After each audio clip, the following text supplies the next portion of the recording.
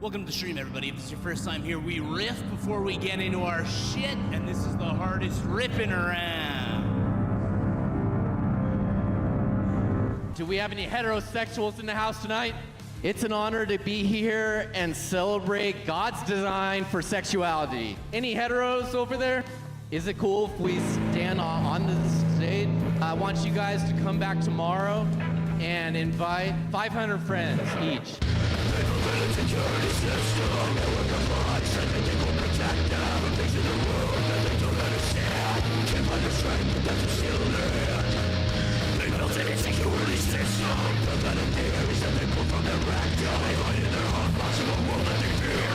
Growing bully bigots, quicker than anything queer. I behold a festival of insecure men. The first of graduating boys, desperate for fresh. Just like the TV shadows with justification. The music here, figments of imagination. Opinion is the lowest of the blind. The question of the freedom to be playing against your brains. Studying from the chronically, what's really yours for true. And they'll say it on ironically while the king on the moves.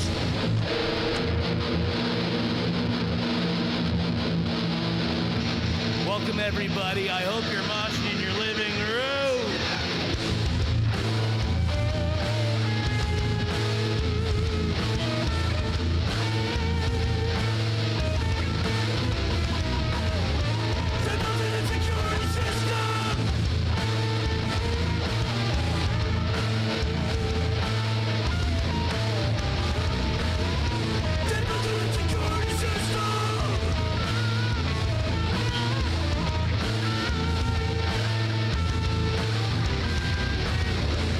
Pray with me right now.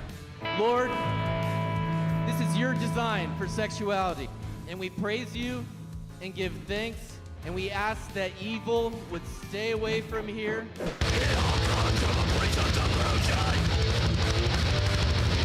Cities get destroyed over their sexual diffusions. Insecure men creating war within a breath. They need a heterosexual ego death.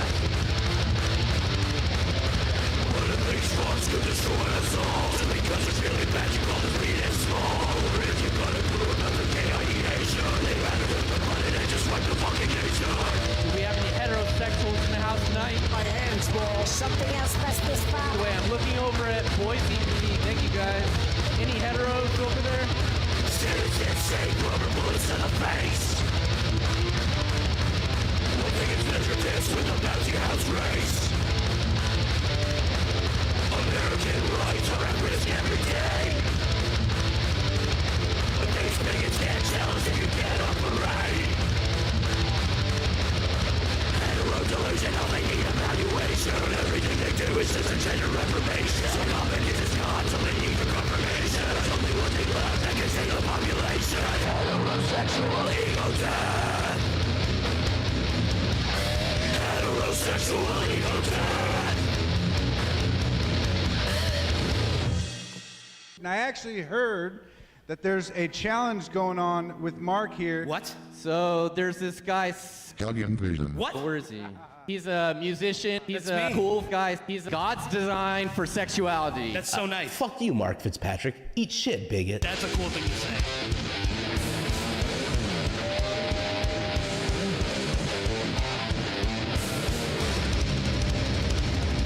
Come on!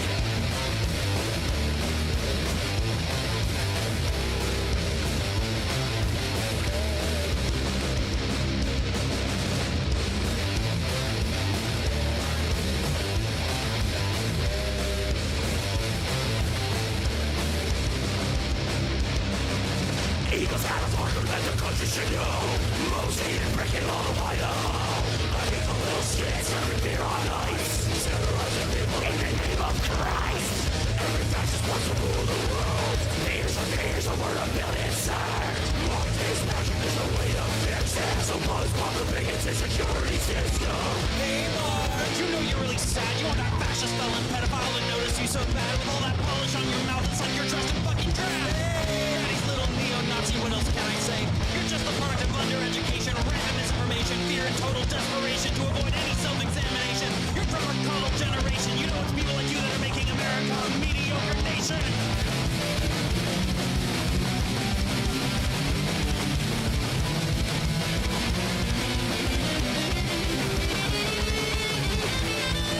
tell you about Buzz Bomb 7-Eleven. Do I have this mark?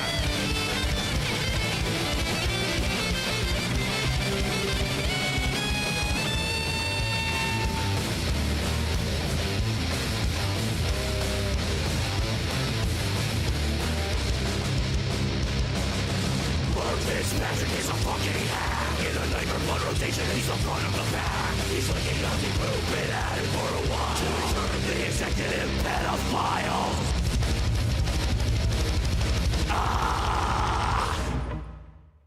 We got transgender insanity. All the Republicans This one's don't want to give it up. American Crisis by Bob Mould. Men out of women's sports. Men playing in women's sports. Can you imagine men playing in women's sports? Or men having the right to play in women's sports? Transgender for everyone. I always say transgender because for everyone. You're going to hate this. Allow men to play in women's sports.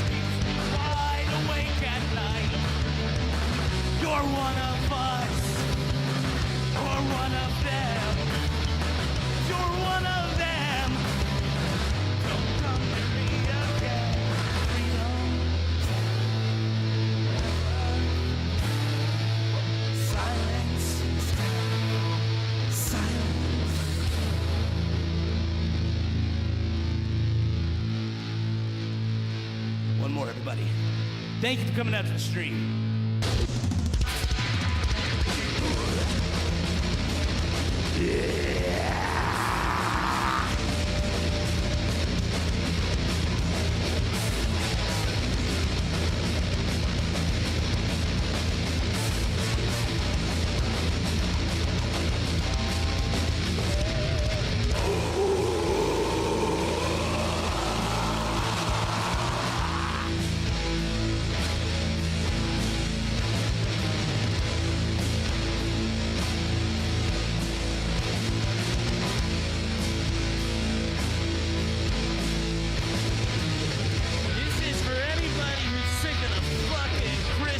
Fascism that's fucking all over the place right now.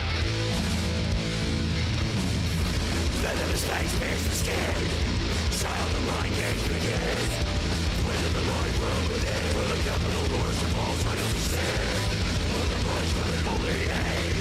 Misinformation is always the same. Fails the kids with master Bibles and glasses. Insert a glass from the loving masses.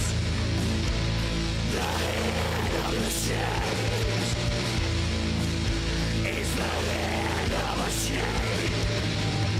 Paralyze the mind. Break your will to survive. But you are stronger minds.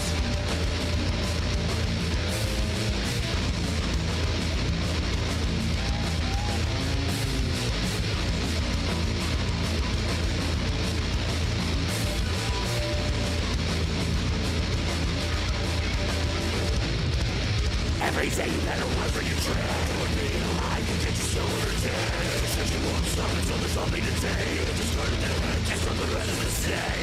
The fastest thing, choices that will take. Long way slaves and the star will kiss. The little fools, you put your shame. Frozen fear, so the world changes.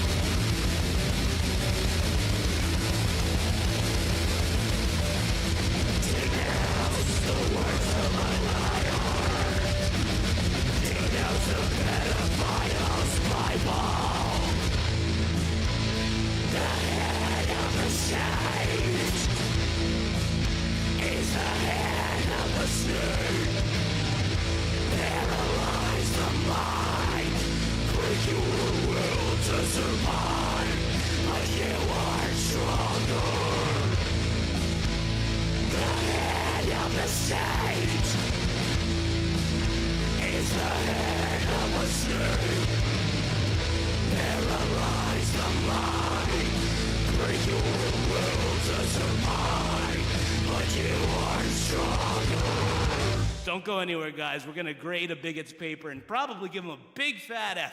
Don't move. Don't move a muscle. Get a snack. It truly was the road. Oh, hi.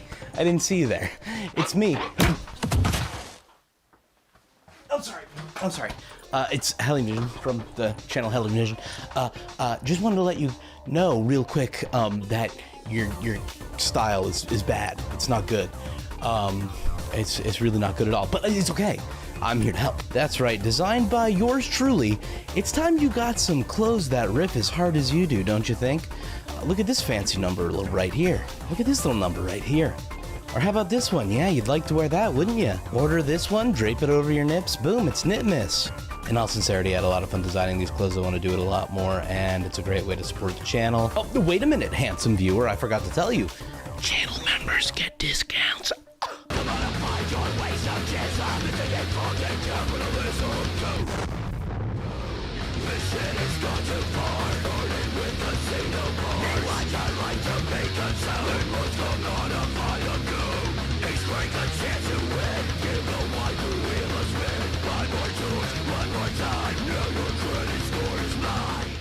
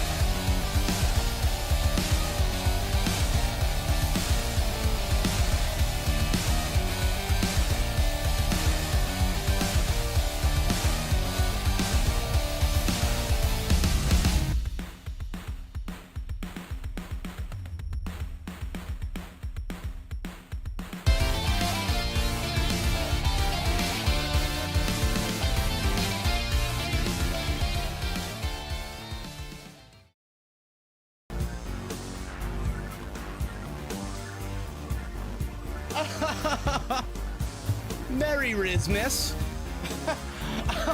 I'm just kidding, I won't do that. I take it back immediately. I don't like that I did that. Salutations. What? Okay, class. Welcome to class. We gotta take roll call. We gotta take roll call here. Who's here? Who's here? Welcome, welcome everybody. Welcome. It's so good to see you. Right, well, of course, right. Everybody, we're gonna be grading a paper today. If you haven't read the headlines, Ajax, welcome. Tom, Grand Theft Autobot. What's up, Lizard? Come on, everybody. Come on, everybody. What's up? We're all rock and rolling. Big Jerry, let's go. Come on, everybody. I love to see y'all here. Welcome.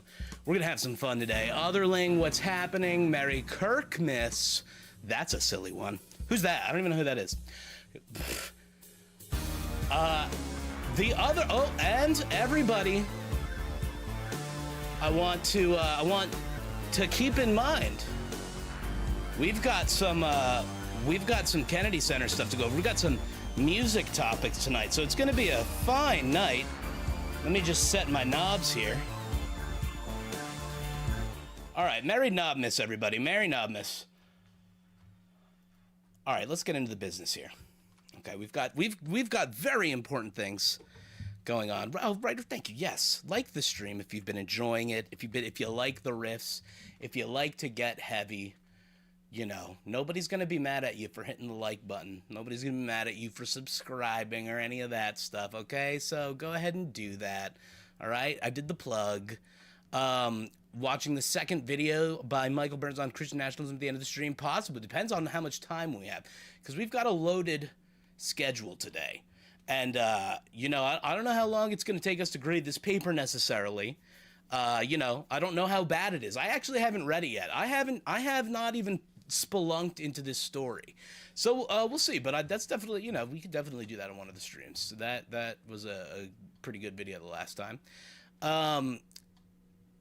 So yes, everybody, yeah, Merry Christmas, Happy Hanukkah, Happy Kwanzaa, or whatever your religious affliction might be. That's a good one. That's a good one, Grant. Put that on a mug. That's a good one.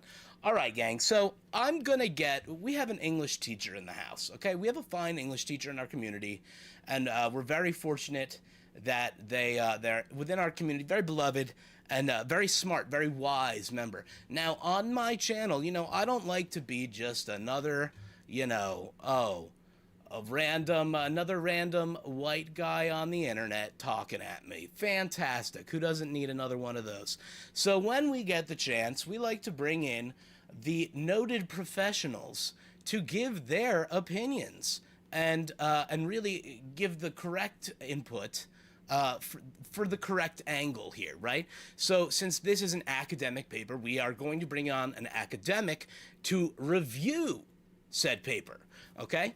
The TA is beginning the legal process against OU. Excellent. Okay, yes.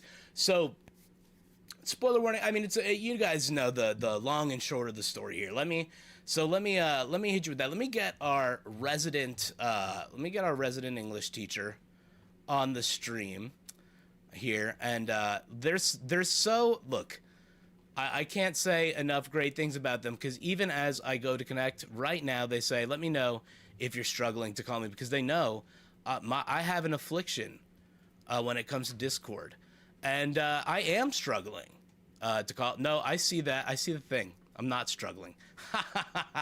I started it. So nobody laugh at me, okay? Welcome, Ryder. Are you on the call here? Yes, sir. I very much am. Okay, let me just make sure you're getting piped through. Can you say that again? Say that again? Okay. Oh. All right. It's going to be one of those kind of streams. That's fine. That's fine indeed. Okay. So everybody, I want to share with all of you just how silly this story is before we get into the actual grading, okay? Because you may not have the background. I know I don't have the entire background on it yet, so I want to look at all the nooks and crannies and see what we got going here, okay? So let me let me pull up the story, and our friends at TP USA here were kind enough to make a post on this and compile the whole article and all that. So this is a great, great synopsis. We're gonna read this one because it's definitely gonna be funny. So give me just one moment here, and I'm gonna pull it up for all you lovely citizens of the net. Yeah, da da da. And the other thing I want you all to keep in mind as we review this academic paper. This is in Oklahoma. Okay, so now I don't know a ton about Oklahoma, but I do know, what the little bit I do know is that it is the ground zero for religious experimentation within like public schools and things like that. They just recently, I think, I did a video on it not long ago. Trump got his Bible put into the public schools specifically, which basically had like a bastardized version of the Constitution that was 150 years old, complete with the 3/5 compromise and all of that awful shit. So basically, it's very Christian nationalist coded over there. Okay? And this is Oklahoma University where this took place. So this is a state school. So keep all of that in mind as we go over this story, okay? So here's the synopsis we get from TPUSA. Let's just start with this because that's surely gonna be hilarious. For a psychology course at the University of Oklahoma, Samantha Fulnecki was asked to write a 650-word essay reacting to an article about how people are perceived based on societal expectations of gender. It's a worthwhile essay. In her essay, Fulnecki argued the traditional gender roles should not be considered stereotypes. She cited the Bible to support her stance that would put people farther from God's original plan for humans. It supported her stance that eliminating gender in society would be detrimental because that would put people farther from God's original plan for humans. So they're saying if you got rid of men wear pants and ladies wear the skirts, you're going to get further away from God. Okay? This is an academic paper, right? This is in a psychology course. So I don't really know if you could be just throwing God around in that. But again, I'm no teacher. We're going to have a teacher weigh in on this. Continuing, she received 0 points out of 25 on the essay. Full 0. Transgender professor Mel Curtis said Miss Fulnecki failed to use empirical evidence and called parts of her essay offensive. So that sounds very astute to me, okay? To call an entire group of people demonic is highly offensive, especially a minoritized population, the instructor wrote on the grading platform. That sounds fair to me as well. Call me old-fashioned. But, there's literally a Frank Sinatra clip going around right now that's going viral of Frank Sinatra calling a bunch of kids Nazis because they were picking on some kid for being different. And we don't do that. We do not do that anymore. But Fulnecki says she followed the assignment guidelines and should not be penalized for her religious viewpoints. OU officials point to the formal grade appeal process as the student awaits a decision. And then they say, we at Turning Point OU stand with Samantha. Of course they do. Who cares? Ew. They say we should not be letting mentally ill professors around students. Ew. Fuck. Oh, man. I knew I was going to hate Turning Point USA, but that really sucks. But anyway, let's get to the essay, and let's get the response here. So I have the full essay that I'm going to pull up for us right now. And Ryder, you're there with us, right? I'm still here. Just for the record, and Ajax has pointed this out too. Cameras dropping frames just a little bit for your face. Not sure what's going on there, but just wanted to give you a heads up on that. Dropping frames on my face? That should be a penalty by death right there. I don't think that should be allowed. No. That I will make sure to fix that. Let me see if I could just change that right now. Probably because I have a bunch of stuff open right now. Mm-hmm. Um, yeah, give me 1 second, guys.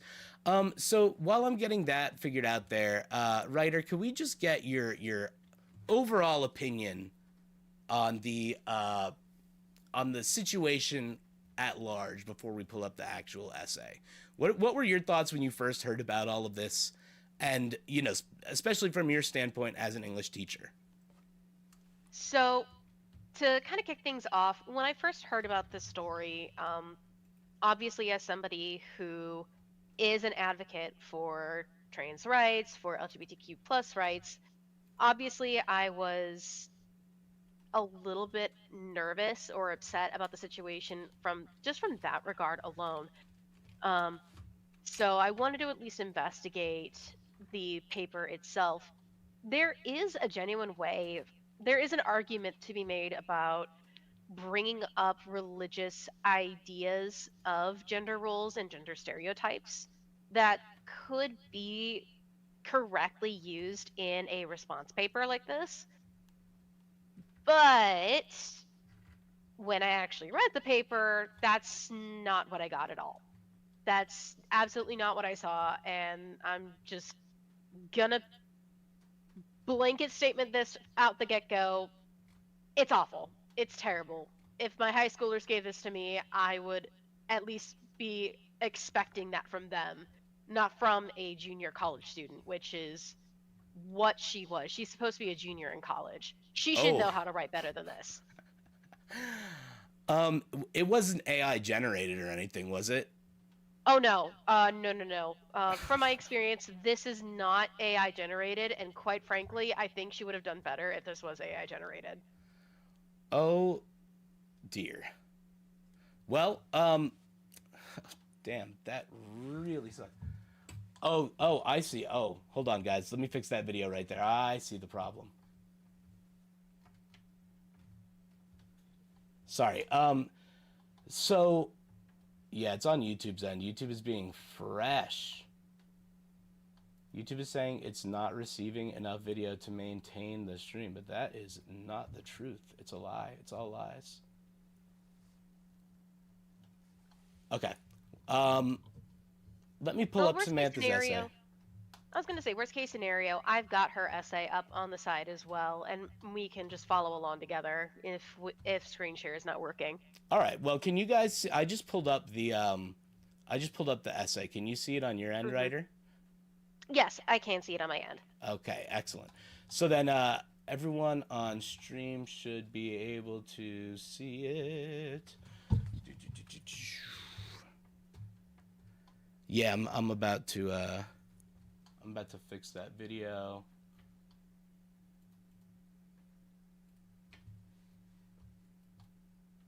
I'm gonna fix the bit right here.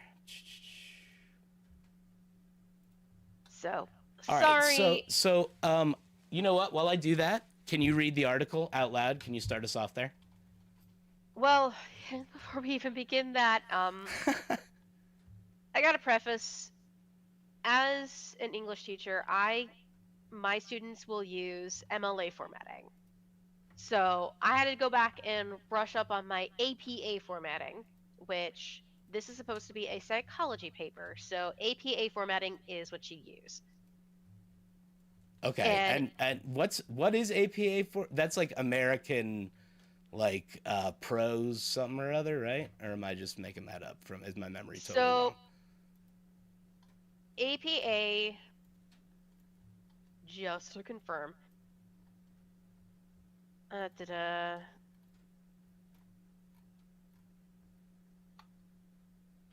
Because I mean, I'm not gonna lie here, everybody. So I'm bad. I'm bad at English. I can talk okay. all right. I can talk all right, but that's about it.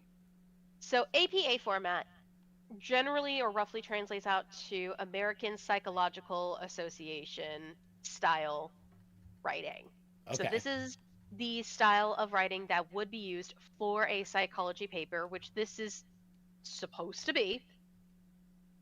Already from the gate, just from looking at just the little itty bitty bit that we see, she's already missing stuff. Okay, so what is she missing? What is she missing off the bat? So, citations aside, which that's been harped on forever, the first thing that she should have is a title page. Like, regardless of the style of essay she's writing, she needs to have a title page. And It that does just title, start out. It starts with vibes immediately. it starts immediately with her initial statements, which is a no-go. You're supposed to start off with a fresh page at the very beginning that has a title for your paper, your name, the name of the university that you're working for, the name of the course, your professor's name, and the day that you submit your work. Plus, you should have page numbers on every single page, including the title page. So you're already missing all of the formatting. All of it's gone, all of it's missing. So you're already in a bad spot. Wow. So, all right, but let's, I mean, look, that's just, the intro, right? That's just the opening, all right? So maybe there's good meat in the bones, right? We don't know. So then what beyond that? Where does that leave us? So, in reality, she'd already have lost 5 points for formatting errors just from that alone, and this is 25 points. So Okay. So already we're off to a rocky start. all right. I see. All right. So let's get into let's get into the meat and potatoes here. I'm working on this stream, guys. I do think it is it's YouTube's end. It looks like everything is good on my end. I have strong internet connection. Something about YouTube receiving it seems to be wrong. So I'm seeing what I can change on YouTube's end. So hang on, and Writer's gonna read this essay for us. You should be able to see it on the screen as well. So we are at 20 out of 25 points already at the moment, okay? All right, Writer, bring us in. So, starting from the beginning. This article, which article are we talking about here, was very thought-provoking and caused me to thoroughly evaluate the idea of gender and the role it plays in our society. The article discussed peers using teasing as a way to enforce gender norms. Teasing. So, again, we've got no indication of the article in question. Which article is she talking about? As a reader, I don't know what this is. Also, teasing? To what extent? What are we talking about? You've got definitions you need to put in place. A reaction essay, yes, it's implied that everyone who's reading this has read the essay. But looking at it from an outsider's perspective, what do you mean by teasing? What do you mean by gender norms? There's so much stuff we're already missing that I'm already lost. I have no clue what's going on. So, already not a good start. Okay. I did go around, and I do think I found possibly the article that she's supposed to be talking about. It's a metadata analysis that discusses what gender norms are considered in society and going over how peers treat one another based off of their disconformity to what is considered a gender stereotype or a gender norm in that society. So we're talking a girl who's playing with trucks instead of playing house, a boy who likes to play house and doesn't like playing the sports ball. Okay. So again, all of that's already missing, so not a good start. All right. So 25, that would you remove any points right off the bat from that first, or as an English teacher, do you give leeway until it sort of gets really bad? In the high school sector and middle school sector? Yeah. Could, in the middle school sector and the high school sector also, there's kind of some leeway you can give because it is assumed that everybody knows what you're talking about. Right. In college, less so. Especially a junior in college, less leeway. So we're already down, just from lack of citations alone, that would, even a generous professor, I would say, is already going to knock off at least 2 points for that. Okay. So we're about We're at 18 points out of 25, roughly. So already not good. Okay. Now let's continue on here. I'm still working Yeah, on we're the only stream two on the back sentences end. in, by the way. Yeah, that's true. It felt like more.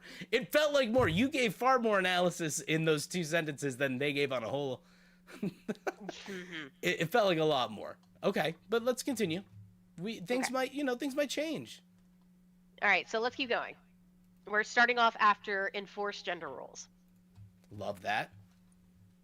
I do not necessarily see this as a problem. God made male and female and made us differently from each other on purpose and for a purpose. Commas are missing, by the way. You got 2 commas. Should be in front of both of your ands, and they are not present.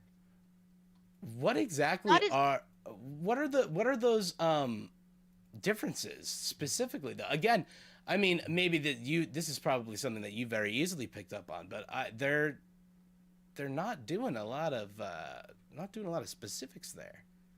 No, but you would hope that as you continue through, this is just a generality. You would hope that they would explain themselves later on.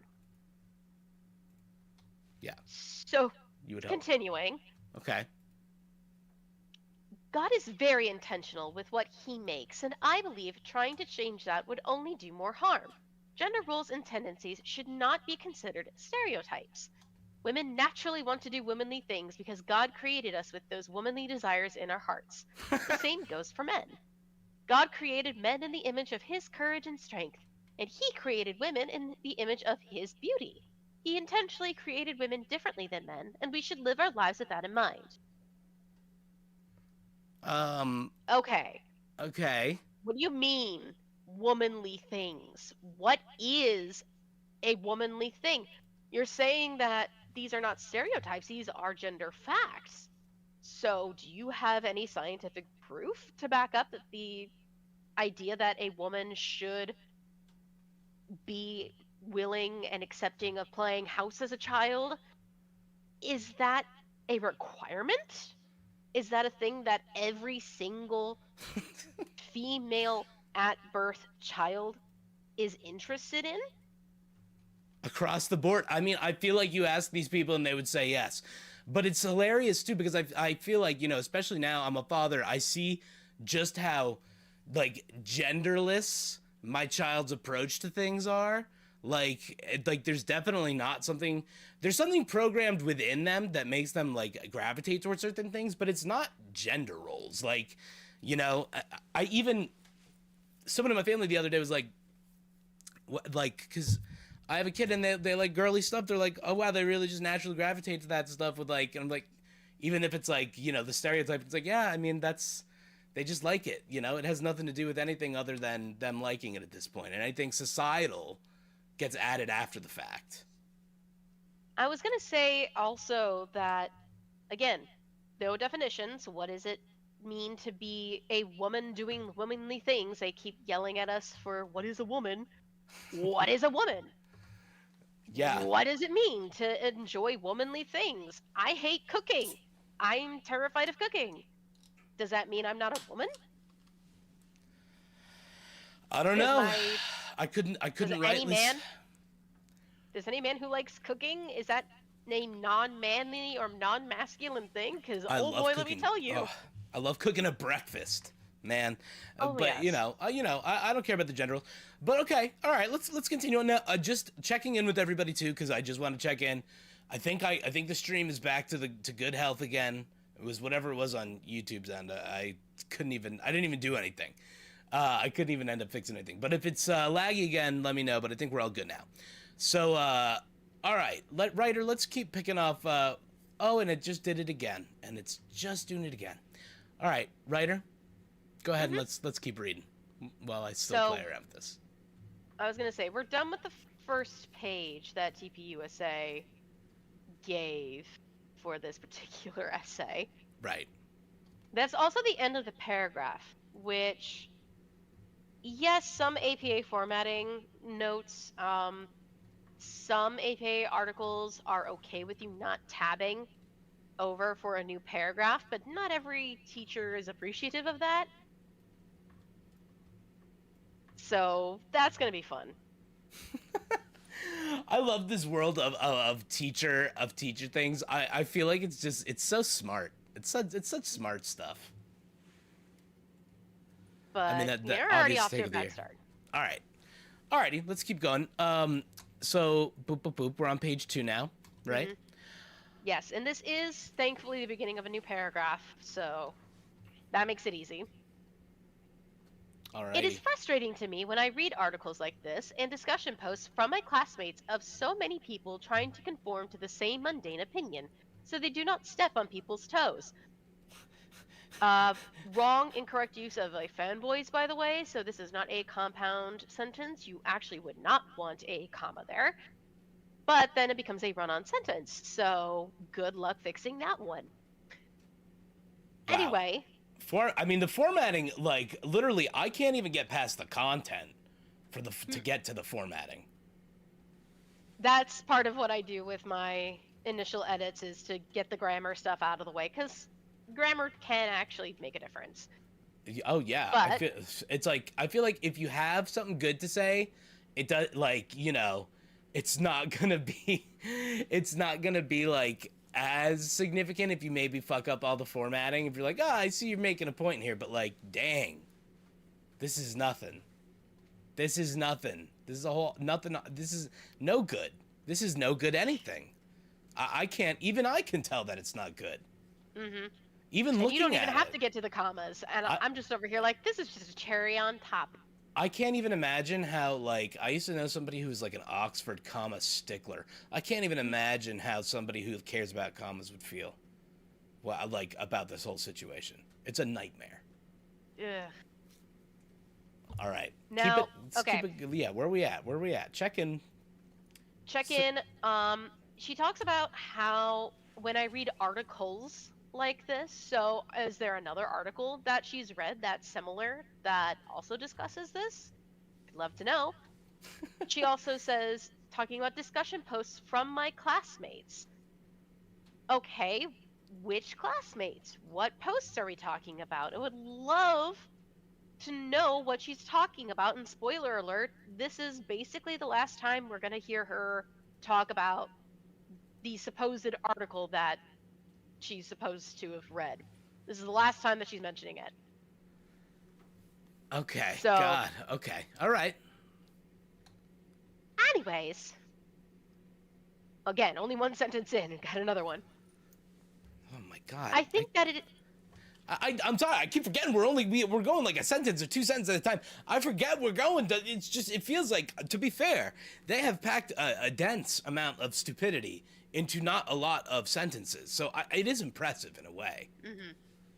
Oh, and Tom 5227. Oh, we're gonna get to that. I have beef with that. I will get to that. Okay, God. so second sentence. I think that it is a cowardly and insincere way to live, talking about those posts. It is important to use the freedom of speech we have been given in this country, and I personally believe that eliminating gender in our society would be detrimental, as it pulls us farther from God's original plan for humans. Should be further, not farther, but who am I to say? You're the English teacher. It is perfectly normal for kids to follow gender, quote, stereotypes, because that is how God made us. The reason so many girls want to feel womanly and care for others in a motherly way is not because they feel pressured to fit into societal norms. It is because God created and chose them to reflect His beauty and His compassion in that way. Bah? Again, citation needed, please? What are you talking about? It's normal for kids to follow gender stereotypes, okay? Did you know? Fun fact, did you know in Japanese society, back when the Chinese empires first encountered it, it was a matriarchal society? So when was this? Like, how long ago? Oh, we're talking, 297 AD. Oh, damn. How did that, like, get flipped? So, in part because of influence from other countries, especially China. It was one of their biggest trade partners, and they were very patriarchal. So, have gender stereotypes been the same worldwide, I mean, including in history? yeah, I mean, like, obviously not, because especially when you know, and even in America, for as young as it's been, you know, that's why we got those sick pictures of like Teddy Roosevelt in a dress, like, you know, that's always been. There's always been changing So, gender norms, because it's all performance. exactly. Yeah. And that is a thing that if she had truly read the article and had truly absorbed and reflected on it, like she said that she had, Mm. she would know that gender stereotypes, gender rules, are not uniform. They are not the same throughout all societies, through all stages of human existence. So when you talk about following gender stereotypes, you're specifically talking about American society in current day. We're not talking about any other society. So that begs the question, this is all societal impact, right? This is Right. all societally put together, correct? Yeah, I mean, it's all the world is just a stage, and we are merely players, as the theater So kids amongst us would say. so that would in fact prove that the original article was correct. Oh shit! So Oh shit! Flipped it. Okay. so yeah, if you're going to say that, oh, Genesis says this, or that the Bible says this, you're looking at a very small section of human history. What about all the other countries that don't follow the same norms even back then? Right. Yeah, I mean, and I guess like I don't really understand. Well, I guess I mean no, I do understand, because in America the culture is closed-minded in a way. We very rarely think globally. So like people who would get mad about this sort of thing absolutely think of it only from the framework of, you know, gender stereotypes within America, you know. And Grand Theft Autobot has a good point. Pink and blue have been reversed. Originally, pink was not a girl's color. It used to be blue was the girl's color, and blue became the boy's color after World War II. So true. So, again, we're just proving the original article correct. All right, so ultimately what we're getting at so far is this essay stinks on so many levels that it's really hard to pin which one is the worst level it stinks on, but we will try. We will try, because there's another one coming up, and I actually had to do some further digging on this one because, oh boy. All right. So then, all right, let's go. Let's bring it on. Next segment here. We're still on page 2, right? Oh shoot, I just I took it away. We're not even on page. So in TPUSA's version of the essay, it's now on to number 3. Okay. We're about to go to number 3. But in the actual paper, according to Google Docs, we're not even a full page in. We are at most 3/4 of the way through page 1. Yikes. This is a nightmare. This is a nightmare. Okay, so all right, we're at the end of 2 here, right? In Genesis, we're at. Mm-hmm. Okay, go ahead. Yes, and this is the first time she finally cites something from somewhere. This is the first time she's actually cited anything. It just happens to be the Bible. Of course. Yeah. But okay. It's not even correct citation, which I'll get to. Okay, bring it on. In Genesis, God says that it is not good for man to be alone. So he created a helper for man, which is a woman. Many people assume the word helper in this context to be condescending and offensive to women. However, the original word in Hebrew is ezer kenegdo, and that directly translates to helper equal. Additionally, God describes himself in the Bible using ezer kenegdo, or helper, and he describes his Holy Spirit as our helper as well. Okay, so he's... Okay, I'm going to use my soundboard one time. Oh, this please. is my one time I'm going to use it. Oh, do it. Oh, incredible. Come on. No! No, no, no, no, no, no, no, no, no. You can use This that is as many so times wrong. as you need to. That's amazing. No. Okay. So, let me break this down to the best of my admittedly poor layman's understanding of Hebrew and Greek. So, for context, for those of you who actually have a Bible open and are willing to look it up, we're looking at Genesis 2, verse 15, which she did not properly cite the actual Bible verse, the actual chapter and verse, and she also didn't include the version of the Bible that she's using. So, already, like, for me, that'd be an instant 0. You didn't do it right. You Yeah. didn't cite things already, and you didn't cite this right anyway. But moving on to the actual problem, which is she is butchering what this means. And okay. Okay, so the two words ezer and kenegdo, those are two different words that were put together. This particular phrase only comes up once in the Bible as we actually see it. Ezer kenegdo, when put together, yes, ezer does mean to help or to support, but kenegdo turns ezer into subordinate role.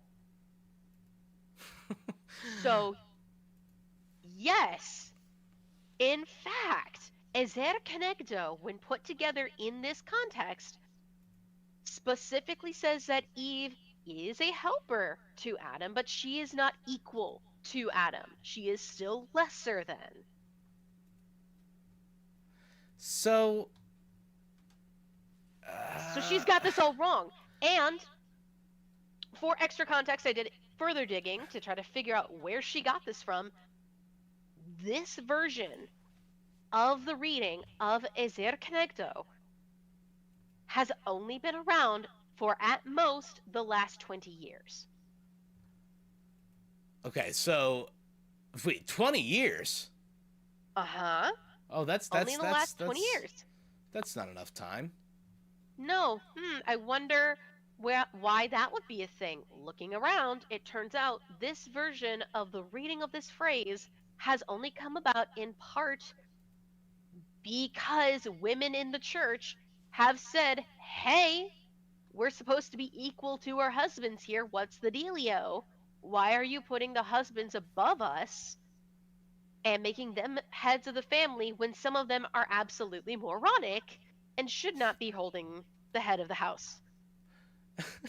So this is a roundabout way to allow women to have more power in the church than they used to have. Okay. So they've got this all wrong. So they're referencing the women's roles as helpers because they've just absolutely botched the definition. Yes. Okay. They have absolutely botched the definition, and once again, this proves the point of the original article, because the reason why this is coming up is because there's a question of the gender stereotype of a woman being lesser than her husband. Okay. Now, see, this is why I love Bring It On. People like you who are experts in the field, you know, because I would read this essay and I'd go, oh, this person's just dumb, and I don't know the true depths of the dumbness, you know? Like, they're bringing up things that I've never even heard of, so I'm like, all right, yeah, whatever. Helper, equal, yada, yada, yada. I don't care what you're saying, really. I think it's all hokum anyway. But just the layers of hokum. This is hokum on hokum. This is insane. And again, once more, say it with me now, where's the citations? She doesn't know the original Hebrew. I can guarantee you she doesn't know the original Hebrew, so where is she getting this from? Oh my god, that's so true. I see, I'm just like assuming like Bible, you know, whatever. I don't even need the citation. You know, but this is great. I mean, wow. She, yeah. Okay. All right. So, yeah, she is so wrong on so many levels. This is what I like to call fractally wrong. She is so wrong on so many levels that we don't even know where to begin. Yeah, no, it's very true. This is insane. Okay, so let's continue on then, and let's really get to the meat of this lasagna, as it were. So Ajax, to kind of jump in on that, I gotta wonder if it's poor education on OU's part or intentional failure on her part. What if she was trying to create this response and she looked up Ezer Kenegdo in an attempt to justify her beliefs, came up with some blogs that were more feminist-ish churches that have written about this idea, and she took this idea and just ran with it without double checking and making sure that it's actually correct on a true level. I mean, I'll do one better even. I'm sure she just saw a fucking post about it somewhere or some shit. Like, I doubt she even had the fucking, original thought to use this reference even, you know? Which, again, if she'd cited her sources, we'd be able to identify what version of reality she's currently residing in. Yeah, exactly. That's such a great way to put it. Oh my god, I really had no idea that this was gonna be so in, like, okay, all right. You asked me to grade this and to not hold back. I know this is I feel like I'm learning, and maybe that's just a testament to your skill as a teacher there. Well, thank you. So I'm glad I'm doing better than Oklahoma, who is currently, as of 2024, number 48 in education. 48. Yeah, they. I think that's up from 49 actually. That's up from 50. They used to be number 50. Oh shit! All right, they're up 2 spots. How much shit can we talk? I'm not up 2 spots from where I was the other day. Nah, fuck that. They're really doing some wild shit in Oklahoma. I know. Like, I know that it probably starts like in the public schools where they're incorporating these Bible lessons and stuff. There's going to be a culture just like around religion that's very that everybody in that area is very tapped into. So I'm sure there's tons of people from the state of Oklahoma who go to Oklahoma University and are tapped into that culture, and maybe even like are trying to get a response or some attention from this, or I don't know, everybody's got everyone's got their motives now. Oh, one more thing before we move on.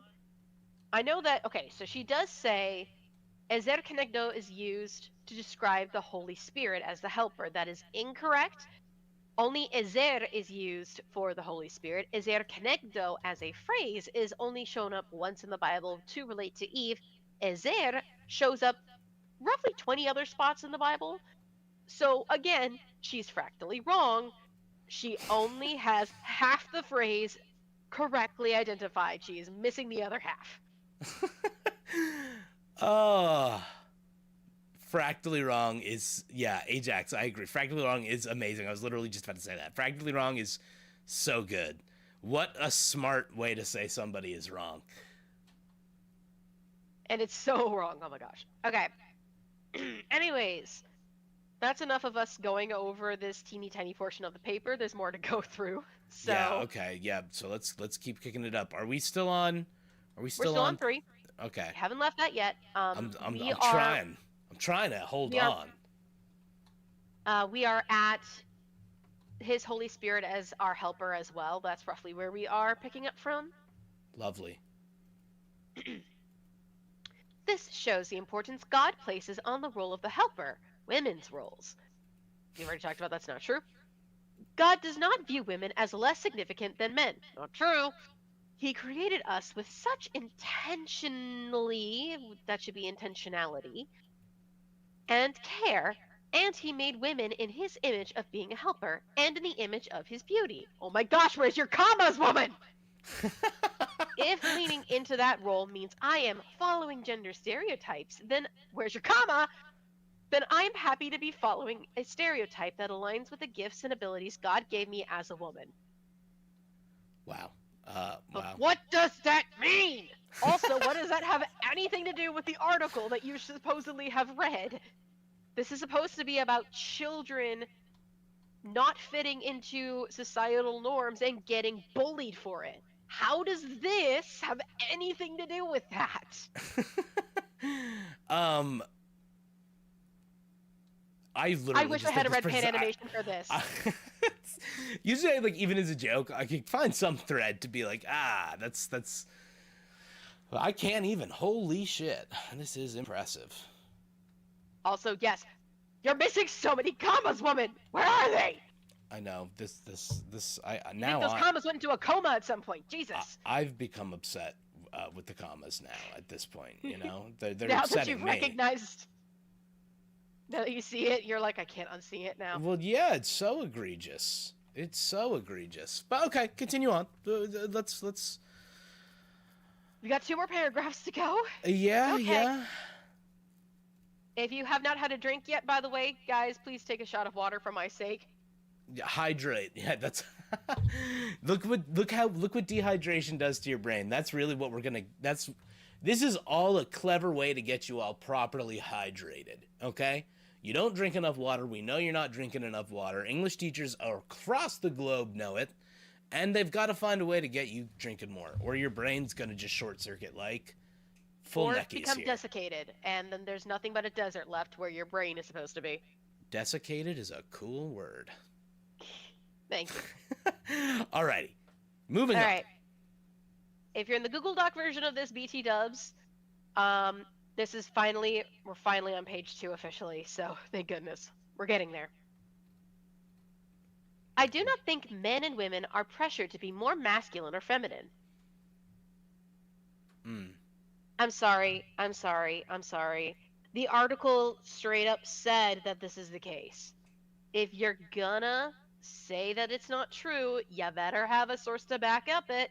And I'm gonna tell you, it's not there. Okay. You're right.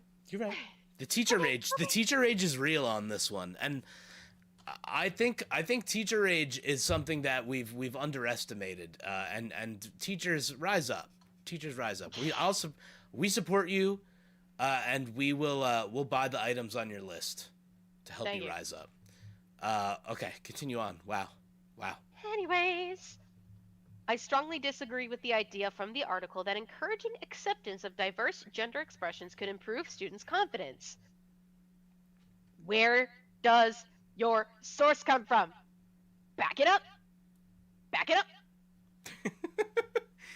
Society pushing the lie that there are multiple genders and everyone should be whatever they want to be is demonic and severely harms human youth. Where did this come from? Human youth. I'm So- sorry. The article. Wait, run for that record, back. Run that sentence back. Oh, Please say that again. Say that again. Society pushing the lie that there are multiple genders and everyone should be whatever they want to be is demonic and severely harms American youth. Okay. Hold up, I would where's like- my sound again? I need I need a reference for the demonic. Like, where is that even? Like, you can't. This is all just feelings. I thought the facts didn't care about the feelings. I thought that was the thing. I thought that was Well, the whole here's thing. the fact. The fact of the matter is the article doesn't say anything about multiple genders. True. It literally. Oh my god, you're absolutely right. Yo, these people are so obsessed with trans people. Like, it's Also, multiple genders, so that means there's only one gender. We're all entities now. Congratulations, we are now officially entities. Everyone go home. There's That's no pretty gender sick. except the one. We're entities. I mean, I like the idea of being an entity, but you know, it's just not really. It's not like that. This is your brain on desiccation. That's I like that line. Okay, So, let's yeah. continue on. I needed to hit that one again just because demonic in an academic essay is wild. I mean, Yeah. like, As it's one thing soon- to reference God, because I'll be like, okay, that's like a cultural, like, I think it's a weird thing to do, and I'm not gonna really give you the points, and especially in a psychology thing. But I could see if you got somewhere to referencing God or religion as an overall thing in the cultural zeitgeist, You know, perhaps religion has perpetuated traditional norms in a, you know, in a negative way. You know, maybe something like that. But Put you a pin know, in that. We'll come back to that later. okay. Oh, I'm pinning it. Okay. All right. Let's continue on then. Okay. So again, we're showing up after severely harms American youth. Ugh. Lovely. I do not want kids to be teased or bullied in school. You sure don't seem to act like it. Yeah. They never care about. That's such a lie. They always fucking lie about that shit. They always say Anyway. they say they care about kids, but like, you know, all of these. Anyway, yeah. Go ahead. Continue on. Bleh. However, pushing the lie that everyone has their own truth and everyone can do whatever they want and be whoever they want is not biblical whatsoever. You're supposed to capitalize biblical, BT dubs. Yo, they've got to be trolling. They have to be like not in a funny way or anything, but like this has to be them like doing this on purpose. Yeah, Charlie Kirk is her source exactly, Tom. 100%. She didn't even. The Bible's- She wasn't yeah. even. I'm sorry. I just. She wasn't even like. She was too lazy to even do a whole like you know, my source is Charlie Kirk or some shit like that. She wasn't even lazy enough to pick a completely like unacademic source and be like, I read it from this or something like that. Come on, this is a last minute entry. Like, this is somebody who did not write the paper and just like, let me fart out some conservative bullshit. Oh my gosh. Grand Theft Auto. This is your brain. This is your brain on religion. Any questions? Yes. Oh my gosh. I remember those. Oh, when I those was were a kid. good. I remember those. My entity is a corporation. Good job, Ajax. Good job, Ajax. it's You fine. now have more rights than a person. Well done. Yeah. You have won. Good call. Anyways. Continuing on. The Bible says that our lives are not our own, but that our lives and bodies belong to the Lord for his glory. Citation needed, please. We're not getting any of those. Stop looking No. for them. They're not coming. Well, that would give you a 0 anyway, but that's besides the point. We're gonna be petty and keep going. Continue on. Oh yeah, wait, no, sorry. I need to hit the Yeah, thing. you need to move on to the next one. Yeah, doy. This is all my secret way to let you guys know. I can't read, and that's why I had an English teacher come on and read this for me. I'm sorry. Oh my gosh, they're missing part of the essay. That's not shocking at all. Wait a minute. That's not shocking at all, but I mean, okay, we have I got we the have rest of it. we have the response. We have the response, which I think is, you know, significant. I sent you a link to Okay. a Google Doc. Okay, here. You have it docked up, ready to go. Yes! Okay, I'm gonna pull this up. I have Hold been on. stewing on this for like a month. Are you gonna write something about it? That's not what my writing blog is really about, but that's why I'm here, is because this is my way of just getting it out. I love that. Okay, all right. So Alrighty. if you look, Yeah, Okay, where second where page. are we in here? Second page. however, pushing the lie, so we're on the first full paragraph, about halfway through. Okay. However, pushing the lie. The lie. Yep. Okay. All right. Continuing on. So yeah, that's not where we are. I already read that particular sentence, but I can reread it. Reread it just for the those of us who can definitely Hold on. read. However, pushing the lie that everyone has their own truth and everyone can do whatever they want and be whoever they want is not biblical whatsoever. Not biblical. What could possibly be worse than something not being biblical? Ugh. The Bible says that our lives are not our own, but that our lives and bodies belong to the Lord for his glory.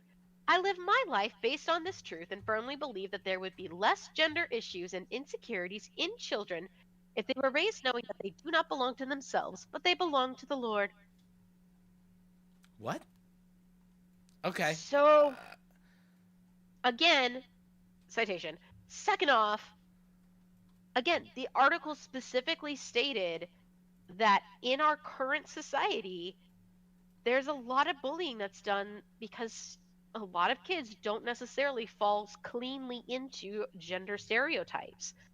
So, if you think about it, most of American society, as of right now, is still considered Christian. Right. Ergo, a lot of Christian kids are bullying other Christian kids for not following gender stereotypes. Right. So so basically, like, rather than embrace people for who they are and do, I think, like, they always what's the thing, Christians are always talking about, like, be kind, yeah, something like that, right? I don't know though. Look, again, I'm no The fruits of the Spirit is love, joy, peace, some patience, kindness, goodness, faithfulness, gentleness, and self-control. Oh, see, I don't know the bangers, but I know that they go around saying that love each other stuff. I mean, I don't know. I don't know what could possibly be. Like, I don't know what could. I don't know. Okay, good. I don't know what could possibly be. Like, easier than letting your children know if there are kids who are, like, not following gender norms, just don't bully the shit out of them. I mean, I see so many of these kinds of parents not teach that sort of thing.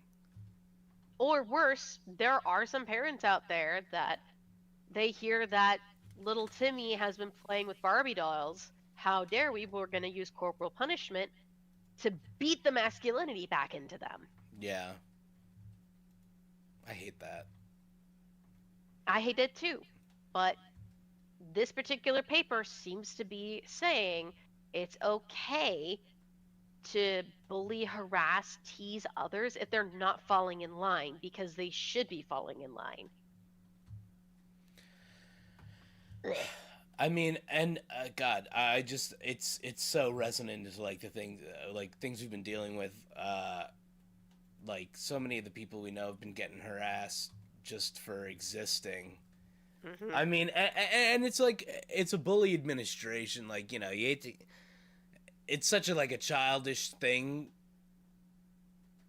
Like, it's crazy that it's gotten to the point where it's so prevalent in our society, and I just can't, like, I don't know. It still blows my mind. I went to Catholic school, like, 5th through 8th grade, just because my friend, like, lived down the street and I wanted to go to school with him. I didn't know about it. So I used to go to church twice a week, and I'm not a believer anymore. But, like, when I went to church, there were not, like, these conversations of gender, like gender norms, reinforcing gender norms by bullying people, like, things like that. There were the gender norms that were baked into the Bible, like, that were, like, part of, like, whatever things they were reading. But I feel like there wasn't this obsession with it like there is now. But I guess that's just what, like, Christian nationalism is, and that's the difference between, like, Christian nationalism specifically and, like, Christian fascism, rather than, like, even just the traditional gender roles that are depicted in the Bible or whatever, or in the King James translation of the Bible, because I'm sure a lot of what was written in the Bible in the past, has gone through its retranslations and things like that. Who knows what it even said at the beginning? I don't even know. We don't have the original records. Right. Like, that's so, I mean, I don't know. It's just, I don't get it. But anyway, let's continue on. And see if, maybe we'll eventually make heads or tails out of some of this. All right. So, almost there. Last paragraph. Overall, reading articles? Yeah. Yep. Okay. Overall, reading articles such as this one, which one, encouraged me to one day raise my children knowing that they have a heavenly Father who loves them and cherishes them deeply, and that having their identity firmly rooted in who He is will give them the satisfaction and acceptance that the world can never provide for them. Holy run-on sentence, Batman. Yeah. So Also, they're saying that reading that entire article made them feel like they are affirmed in what they already believed, and that gender roles are the traditional gender roles are correct. yes. Okay. Even though they said at the very beginning it caused them to thoroughly evaluate the idea of gender and the role it plays, this sure doesn't sound like you did. This sure does not sound like it. All right. Finish this off here, and then let's grade this bad boy. My prayer for the world, and specifically for American society and youth, you've got an interrupter, there should be 2 commas, is that they would not believe the lies being spread from Satan that make them believe that they are better off as another gender than what God made them. Again, where did this come from? This wasn't part of the original article. Where'd you pull this from? Your ass? I will say, referencing Satan though is the closest thing we've had to a citation. That's at least a specific character from the Bible. I pray that they feel God's love and acceptance as who he originally created them to be. Okay. Cool, I'm going to continue being a tomboy. How's that sound? Oh, that would make your head explode. Okay. Oh my gosh. All right. So that's the essay in question here, okay? A really, really, I would say, terrible essay. The teacher that read this gave it or the teacher assistant rather gave it a 0 out of 25. Writer? I give it a negative Ohio skibbity riz and negative aura farming out of 25. Absolute that's destruction. That's absolute destruction. What's your overall analysis of this paper? I mean, obviously, I think, like, honestly, I learned a lot from you dissecting it. So, like, what's your overall takeaway? Like, is this, I mean, indicative of cultural temperatures in actual school systems right now? I know there's like all these Turning Point USA clubs looking to be established in schools and things like that. What does this whole situation kind of mean to you as a teacher? So overall, I would say that the only positive that this essay has is that it's technically over 650 words, which was the minimum. So she did write more than she needed to, credit where credit's due. But that's the only credit I can give. So remember how I said at the beginning of all this that I could arguably see this being something that could have been a genuinely interesting discussion? Right. You do not remember, do you? No. I remember you saying no, because, I mean, like, I think the first thing we kind of riffed off at the beginning was that, like, there's a conversation to be had about this topic, but it's not the conversation that gender, defying gender roles are Satan's will, and, you know, I think we had a little bit more of a nuanced take. I don't remember exactly what we said. So Busted. You were not ready for the pop quiz. Never ready. So you don't want to know my GPA that I finished with in college. It would you would be so upset with me. So here's what I could say about the situation. Other than a cough. Here's what I do think. I believe that if Miss Fulnecke had seriously sat down, looked at the article, and saw that it was talking about harassment for gender roles, it's very possible that she could have looked at the gender roles that are prescribed in the Bible and said, well, hang on, this is supposed to be an American society. Why is there so much bullying and harassment and teasing for students not following gender roles? And she could have used the Bible as an example of this is where certain ideas of gender come from, at least in American society today. And that could have been a more interesting and nuanced take on, well, these are supposed to be Christian children and they're not following Christian behavior. So what about this behavior is not matching up correctly? Why are they not exhibiting the virtues of especially kindness and self-control when that's supposed to be what they believe? So this could have been an interesting take on how the Bible and its teachings in American society and evangelical fundamentalism play a role and contribute to the bullying and harassment of students. Instead, she went the route of, I don't believe any of this, and I'm going to throw this entire article up against a wall, even though it's a scientific paper. So she went the full opinion route and just threw everything that she read up against a wall instead of having that truly nuanced conversation that could have resulted in this. Right. I think that's a really good synopsis of like beyond like the larger conversation that could be had from like actually analyzing this. Mm-hmm. Like, you know, besides just like obviously we look at it and like we're having a fun time with it. It's a goofy thing to joke on and everything. Mm-hmm. But it's there's a conversation worth being had about how this is like the Christian nationalism. Where does it begin and end in the school systems? And I mean, in society, it's a mess.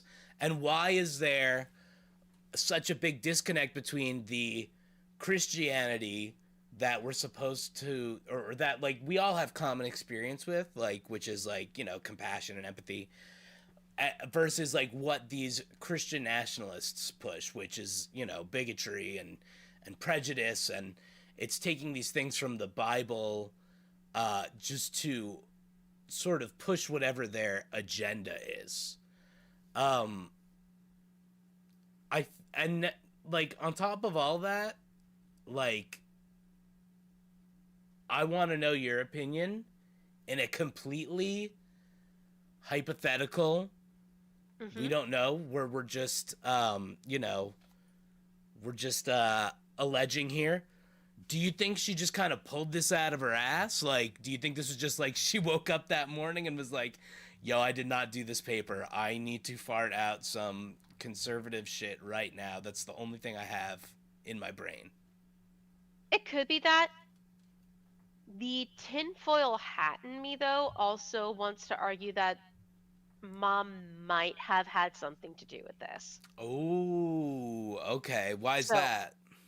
So this is for the record, this is all alleged, and This is a common speculative theory going around in certain parts of the internet. Let's go. Oh my gosh.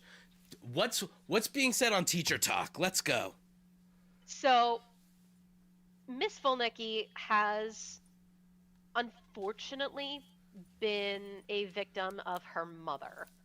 Her mother, Mrs. Fulnecki, was and is confirmed to have worked with January 6th defendants. So the other thing that has been pointed out is that TPUSA seemed to have advanced knowledge of this essay and its likely poor grade before anybody else knew about any of this. Which a 0 on a essay is not unheard of, and it shouldn't normally make the news. So why did TPUSA seem to already know that the student's paper was going to be graded so poorly? This is my shit right now. Let's go. Come on. So the theory, as Ajax pointed out, one of the going theories is that her mom may have helped in the creation of this essay, because Ezer Kenegdo is not a very well-known thing in Genesis, let alone to be used in a way that it was used in the essay. Where did she get that info from? Okay, yeah. See, it's like that's. Oh my God, this is why we bring teachers on. This is why we bring teachers on. Everybody, look, don't go to those streams where it's just these guys yapping at you. I would have read this and been like, look at this lady doesn't know shit about dick. She's talking about God, about the gender and all that shit. Don't make sense. No. This is some interconnecto shit. This is some fucking this is a fucking lasagna of mystery. I think So I'm smelling it. I'm smelling it. It smells. It you reeks. smelling what I'm cooking? Especially in Oklahoma, where the Yes, fucking Oklahoma. That's they love Where the Bible the- incident happened. Yes, it's. Oh my God, I'm with you. My tinfoil hat is on. I'm 1,000% in on that theory. So the current running belief is that if not to get the TA fired, because the TA is trans, the idea is that mom knew, Mrs. Fulnicki knew that this was going to happen, and because her mom's a lawyer, she probably said something to the effect of, hey, you're already not going to do well in this class, so why don't we give you an easy A by writing this paper that is going to be inflammatory. It's not citing anything, but if we can convince the OU board that this was done out of discrimination rather than of somebody who just did terrible on the paper, then she could get an easy A in the class. She doesn't even have to do this class anymore. And they can also fire the TA and possibly even get Sam into the right-wing griftosphere so that she could continue to make money even after she graduates, if she ever decides to finish graduating at this point. Oh my God. Yes. Okay. All right. So my mind was going there. I was like, oh, this is a future political pundit. This person is going to have a career. Oh my God. You fucking English teachers, so smart. So smart. Yeah. Wow. Holy shit. I think that I'm smelling it. It stinks to the high heavens. It's like this is all it is. This is like I honestly think I think like something like the mom being like, you know, we could get you a job at TPUSA if you can get a trans person fired, like proven. Like this is like their initiation ritual or some shit. Because this is kind of how some other pundits have become a thing. Sure. That terrible swimmer that scored a tied 5th place. Riley Gaines, yeah. They just fail Same thing. upwards. They because you don't have to succeed as long as you can fail and harass somebody properly or get somebody fired or you know, do something symbolic for the culture war, you know? And that's all they want. The only reason we know her name is because of that. So it makes sense that Mama Dearest may have seen this as a possible career path for her. I'm sorry. Damn it, Kermit. Oh, now you know. Okay, good. No, this is nice. I like this. Now you guys know how it's very distracting. Kermit. Stop it. Incredible. I'm not my actually being God. serious there. I'm joking. No. Yeah, I always play up the like straight man to the cloaca talk, but I obviously support it fully. Whoa. Yeah, Mrs. McMahon helped with this destruction of the education system too. Yeah, and you know they McMahon's in on it. This is like the end game is turning education into charter schools and private schools that can just teach whatever. And the scariest part about that to me is, you know, we're gonna have this generation of kids, and we already see it. Like I saw an online profile the other day. I won't get into how I saw it and all that, but somebody was like homeschooling their kid and was doing a Charlie Kirk unit and was having them watch Charlie Kirk debates. Which are not actual debates, for the record. That's not how debate works. Of course, right. You know. Oh, hold on 1 second. Ella, get up. Could you hear that buzz for a second? Yes, I did. And the Metal Gear Solid sound. I forgot to turn the I forgot to turn the guitar off, the guitar input on, and she was just standing on it. Anyway, that totally threw me off of what I was thinking about before. But yeah, I mean, so there was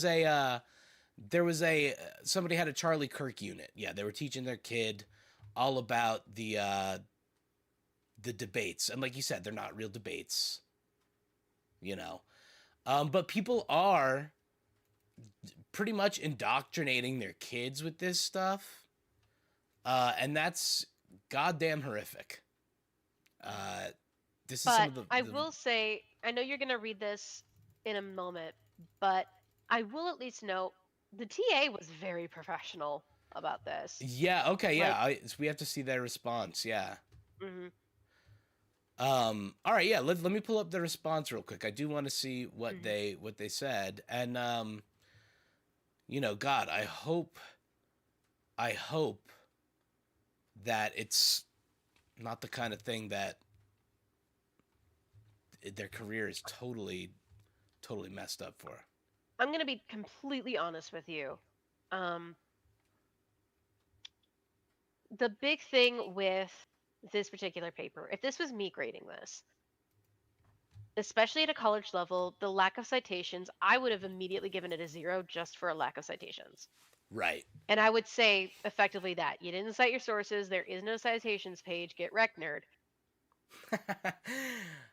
So the fact that, from what I remember of what the TA said, which I know you're going to pull it up in a second, but the fact that the TA sat down and was like, sweetheart, justified this is not how we're supposed to do it. Yeah, justified it. Yeah, like, which is an affirming thing to do as a teacher, and right, more than this person probably deserved. But yeah, okay, let's see what the response is. Yeah. Let's see, because I do want to take a look at that. So okay, I'm gonna pull it up and I'll read them here, because I'm not streaming the image to you anymore, just because, you know, I don't know if that's affecting anything. The Discord was affecting it. It looks like Discord did drop the frames pretty hard earlier. Okay, yeah, I didn't know if it was that or YouTube or whatever. Because anyway, so I'm gonna read the comments from the professor here. Okay, so they said, please note that I'm not deducting points because you have certain beliefs. So I mean, right off of the bat, that's made clear. Like, yeah, she made sure to cover her butt on that. Yeah. Okay. So she should. Yeah. Sure. Of course. And yeah, I mean, like, it's fair to write an opinionated essay, and it's fair. You can be wrong. You could be completely wrong, and then you take your grade. But yeah, this is why I do see this, like, everything you're saying about it being bigger than anything. Like, this going to be this person's platform. But anyway, please note that I am not deducting points because you have certain beliefs, but instead, I'm deducting points for you posting a reaction paper that does not answer the questions for this assignment. Okay, contradicts itself, heavily uses personal ideology over empirical evidence in a scientific class, and is at times offensive. Okay, so they probably didn't like that the person's saying that it's offensive, and but it is, you know. But this is the kind of thing that I feel like these reactionaries, they'll glom onto as their excuse, you know. They'll be like, oh, offensive, these are my beliefs. You can't say my beliefs are offensive, even though they're saying they're not deducting points off of the beliefs. But, you know. While you are entitled to your own personal beliefs, there is an appropriate time or place to implement them in your reflections. I encourage all students to question or challenge the course material with other empirical findings or testable hypothesis, but using your own personal beliefs to argue against the findings of not only this article, but the findings of countless articles across psychology, biology, sociology, etc., is not best practice. They're not even saying, like, fuck you, you suck. They're saying it's not best practice. So, you argue that abiding by normative gender roles is beneficial, and they say in parentheses, it is perfectly fine to believe this, but to then say that everyone should act the same while also saying that people aren't pressured into gendered expectations is contradictory, especially since your arguments reflect a religious pressure to act in gender stereotypical ways. You can say that strict gender norms don't create gender stereotypes, but that isn't true by definition of what a stereotype is. Please note that acknowledging gender stereotypes does not immediately denote a negative connotation, a nuance this article discusses. Okay? So they're again saying that it's not that you're bringing up gender stereotypes or the benefit of gender stereotypes. It's the fact that you are not referencing anything in any way, you know? Like, And again, she's also super contradictory. She right. misrepresents stuff in the article, and she straight up were calling people demonic. Yeah, that would be very offensive in a real world paper. Yeah, I mean, and quite frankly, I still have not read a scientific paper that uses the term demonic in a way that's just describing someone and not just empirically referencing a book of religion or something like that and its cultural significance. So fascinating. You can say, oh yeah, so additionally, oh, this is funny. This is, yeah, what you just said. Additionally, to call an entire group of people demonic is highly offensive, especially in minoritized population. You're entitled to your own beliefs, but this isn't a vague narrative of society pushes lies, but instead the result of countless years of developing psychological and scientific evidence for these claims and directly interacting with the communities involved. You may personally disagree with this, but that doesn't change the fact that every major psychological, medical, pediatric, and psychiatric association in the United States acknowledges that biologically and psychologically sex and gender is neither binary nor fixed. I mean, yeah. I implore you, apply some more perspective and empathy in your work. If you personally disagree with the findings, then by all means share your criticisms, but make sure to do so in a way that is appropriate and using the methodology of empirical psychology as aligned with the learning goals in this class. If you have any additional questions or concerns about this, oh yeah, go ahead. I was going to say, translation.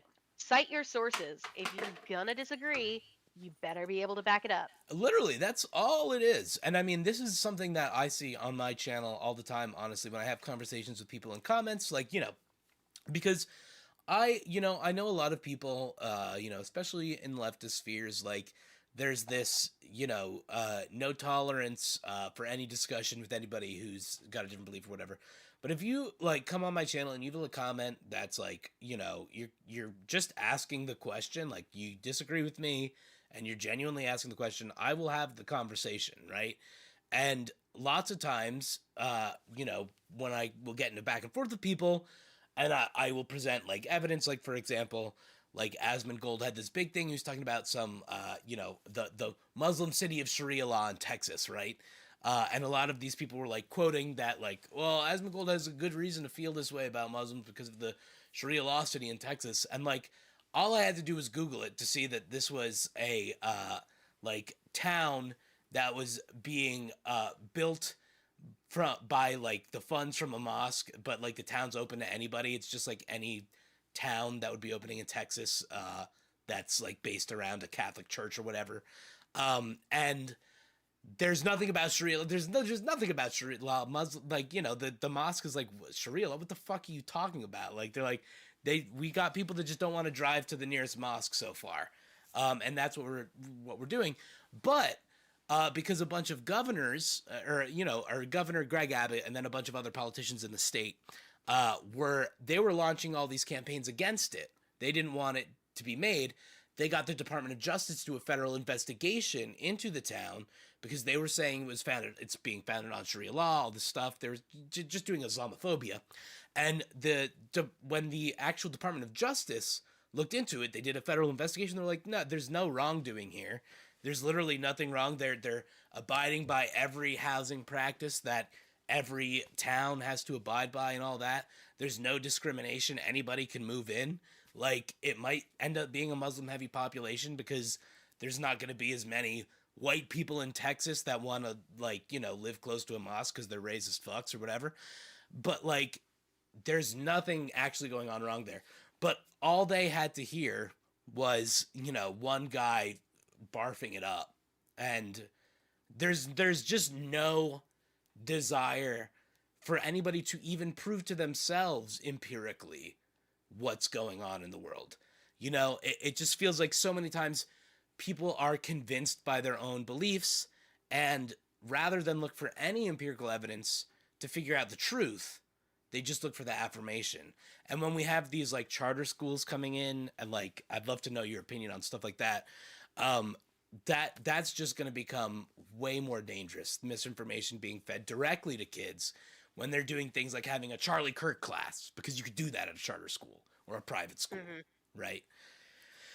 So that's like the thing that really scares me most about this sort of stuff is it's like there's a very clear goal for this type of misinformation. Base Johnny. Love you, Base Johnny.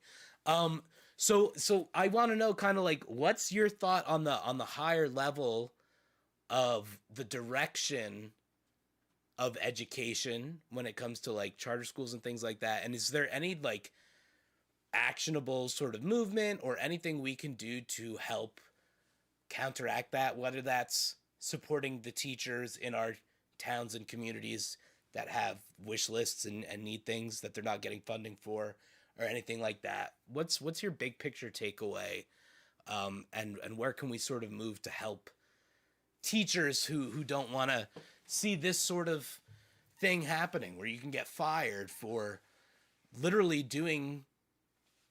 upholding what education is supposed to be about? So, on a bigger picture level, I would say that teachers are going to be walking on eggshells for at least a little while longer. Teachers have been collectively walking on eggshells when it comes to having to teach certain topics, especially on the science and the social studies side. But even the English side, you see it too, of a lot of teachers that are pulling units or adjusting units to try to prevent out, outrage or any sort of backlash from parents. Because the sad reality, especially as we saw in the college side, but it's almost triply so for high school and younger, a lot of administrators are scared of parents. They're scared that parents are going to try to clap back against what a teacher is doing. And admin for other schools would honestly have dropped the TA even faster if this was a high school level or lower, Mm, which is a very scary situation. A lot of teachers are worried about jobs and job security. So, beyond the wish list, like Amazon wish list stuff, if you have a student that is a in a public school, because we should be supporting public schools right now, because a lot of public school teachers is where they're going to have the most voice to fight back. yeah, Charter schools, it's really easy for them to get rid of teachers. A lot of magnet schools, easy to get rid of. Public schools is kind of where a lot of teachers are trying to hold the line when it comes to being able to protect their own teaching as well as the learning of other students. right. Go to school board meetings. Show Seriously, up. Yeah, show up to school board meetings. Most schools have a school board meeting once a month. Show up if you can. Ask the question of, hey, what are we talking about? What are we discussing? Um, there was if I remember correctly, there's been a few schools that have tried to do bathroom bills where trans students weren't allowed to use the bathrooms they were most comfortable with. The only reason that some of those places didn't succeed, some places did, but it was all based on who showed up. right. If somebody showed up and was able to say, hey, that's not cool, that stuff was shut down. But if nobody showed up, then the bills were passing. So show up to your school board meetings. make sure you participate in local elections because that's how school boards are generally elected. Is they have to run campaigns and so they are voted on by the general populace. So be a part of those votes. Ask the question of, hey, who's on my school board? Who's getting ready to be reelected? Do I agree with them? And vote them out. Or if you're very confident in yourself, run yourself. So many of these school boards are basically run by the same people for 20 plus years, and then their kids end up being a part of the board because no one else will take the role. If you're willing to take the role, do it because it does make a difference who's on those boards to protect the teachers and the students if they have someone on the board who can hold the line with the teachers. Wow. Dang, that made me want to go to a school board meeting. I mean, especially, I have a young one now, so like, this is something I need to start really considering, especially since guys, they have all these, they're looking to get these TPUSA chapters in public schools, middle schools, high schools, right? And these people, they show up. They show up to the meetings. I've seen plenty of videos now, and I've reached out to a couple people because this kind of this thing concerns me, and there's so many TPUSA organizations being established. There's the parents that are talking at these meetings and the school board meetings and talking to the other parents are very much tuned in to the Charlie Kirk sort of whatever their plan is here, right? They're using Charlie Kirk sort of as like this memorial person for them to all rally around. And the thing with the right that is very dangerous a lot of times is they all come together because it's easy for them to agree on things just because it's based on hate, right? All they have to do is say, we hate all these minority groups. We hate all the minority groups. We don't have to agree on anything more nuanced than that. Whereas, as leftists, we typically tend to look at things, apply nuance, and then not agree with each other because we're too nuanced in that sort of thing. Or not even too nuanced. I would say it's actually great that we're nuanced, and we should keep being nuanced. But we need to show up, right? And this is an easy way for us to show up in mass on something that's going to have a huge impact over the next few years, okay? So even if like maybe you don't have kids in the school system or anything yet, but maybe you have friends that have kids that are in the school system. See what you can do and help them out, right? Because this all starts within our small communities, and if you don't know what's going on within it, I'm a part of already like a bunch of groups on Facebook because that's where the old people go to interact and talk about the town stuff, right? But they're talking about what's going on with these school votes, what's going on with budgeting.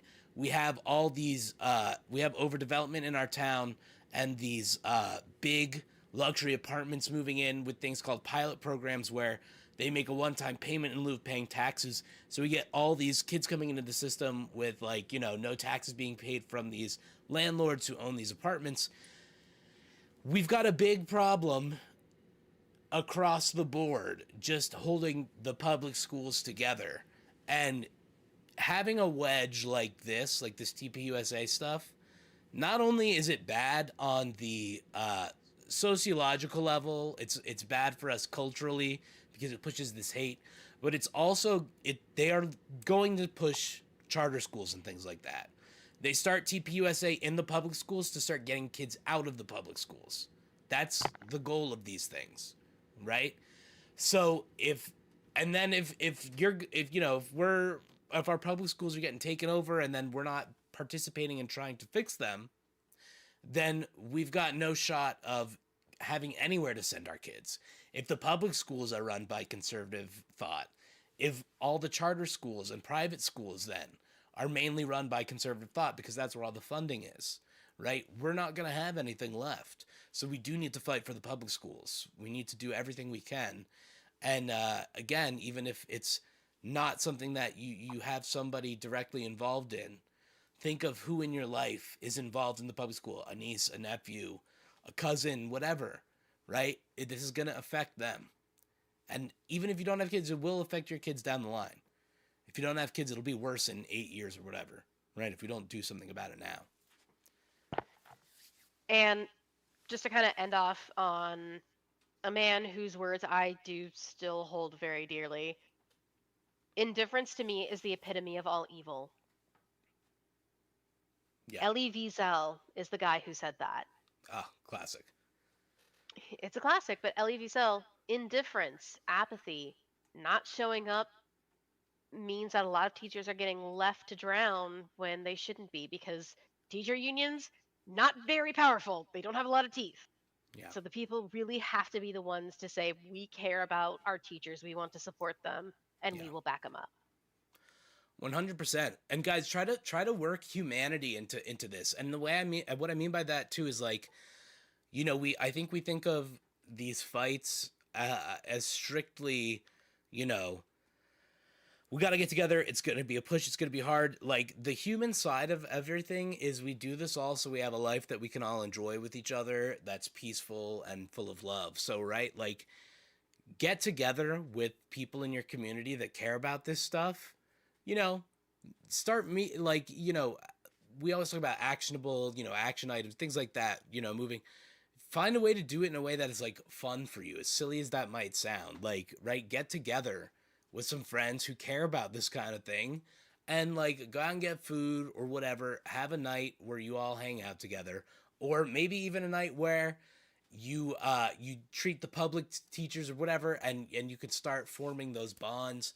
But like, we need to be human in the way we do these things as well, so we're not burning ourselves out constantly with just being like, this shit is just dark, painful, it hurts, and the fight is hard constantly. The end goal. Take a teacher in the school and say, hey, I'll get you dinner. Yeah. Just a little humanity will go a long way in that regard. And it will help us strengthen our bonds together, right? As silly as and inconsequential as it can sound, especially when we're on channels like this trying to like really push a message of doing these hard-nosed things. We need to be human. And like, human is the goal at the end of the day through all of this. So that's why I think, even as you started off with this whole thing, writer, saying, you know, there was a conversation to be had in this, right? There is a human conversation to be had, because beyond us just seeing what this person says and going, this is dumb, I disagree with them, if they had anything empirical that backed up a thought, there would have been a conversation to have, right? And even if their belief is wrong and backed up by something that is wrong, there's at least the thread to go, well, you looked at something and that led you to think something. Here's something else you can look at, and maybe this will change the way you think. But without any desire for empirical evidence, we're totally fucked. So these are the things we need to focus on for the public school. And Ryder, I want to thank you, like, not only for coming on and doing this, but, you know, Ryder is a member of our community who is just like, you're validating for everybody. You are doing humanity. You are a human, and You're very sweet. Thank you. I mean, honestly, it's not even like, I think it's not like a thing that I can tell you're not consciously thinking about it, and we need just more humanity. Let's pass out the cat ears. Yeah, but yo, this is like exactly what we need to be doing. So, Ryder, I thank you so much for coming on and talking about this stuff. I appreciate everything you're doing, and you being compassionate as a teacher, and also, holy shit, you dissected this so good for us. Guys, I know if you were in here earlier, there were frame rate issues and things like that, but I have recorded all this on the back end, so I will be uploading it in a more condensed version that cuts out all the you know, my gum flapping, and is just gonna have Ryder's good stuff, and we'll have plenty of frames for you to enjoy and crunch on. But Your gum flaps were also good. Thank you. I appreciate it. All right, writer. Well, thank you so much. I'm gonna let you go, and we'll cover Okay. some more stories here. But Hey, we will one have more you for the on road again. specifically for Kermit. Kermit, just for you. Do it. Bonk. Now you've learned, Kermit. All Anyways, right, man. thank you so much for having me. I will hopefully be in the chat with everybody else as well. Have a good night. Get more water, guys. You finished Drink your up. drink already. Get more water. Drink up. All right, everybody. Give it up for Mel, or give it up in the chat there. They've just did a great job breaking that whole thing down for us. Let's get some chickens in the chat. Chickens in the chat, please, everybody. All right. So look, we tackled a paper, okay? And I'm not you guys know how we do it around here. We that was beefy. So before we get into the Kennedy Center and the musicians at the Kennedy Center all giving a middle finger to the Kennedy Center, let's have a little bit of fun. Let's have some light stories, okay? And you know how we do it around here. We like to cover crustacean capers. Specifically, I've got a good one for you today. I think. I haven't actually read the article. These articles always have a way of actually kind of surprise attacking me. So we'll see if this is actually as light as I think it is. But a 400,000 shipment of live lobsters hijacked en route to Midwest Costco locations. How about that? How about that to cleanse your palate? I take care of you around here. So, yeah, 500,000 in lobsters. Absolutely stolen. Now, I don't condone theft of any kind, obviously, especially on the record. As a writer, sorry, I got distracted for a second because I saw Ajax say GG Writer, and it made me think of GG Allen for a second, and I was like, GG Writer, why would you compare it to GG Allen? And then I was like, oh my god, I'm too old. I'm too old for this shit. Cornella, what's up, Cornella? Let me see what Cornella just asked here. Do you think the culture of putting disputes between schools and students on social media being cynically milked is enough to noticeably reduce transparency and responsibility of the schools? No. You know, I think like the culture of putting disputes between schools and students on social media is like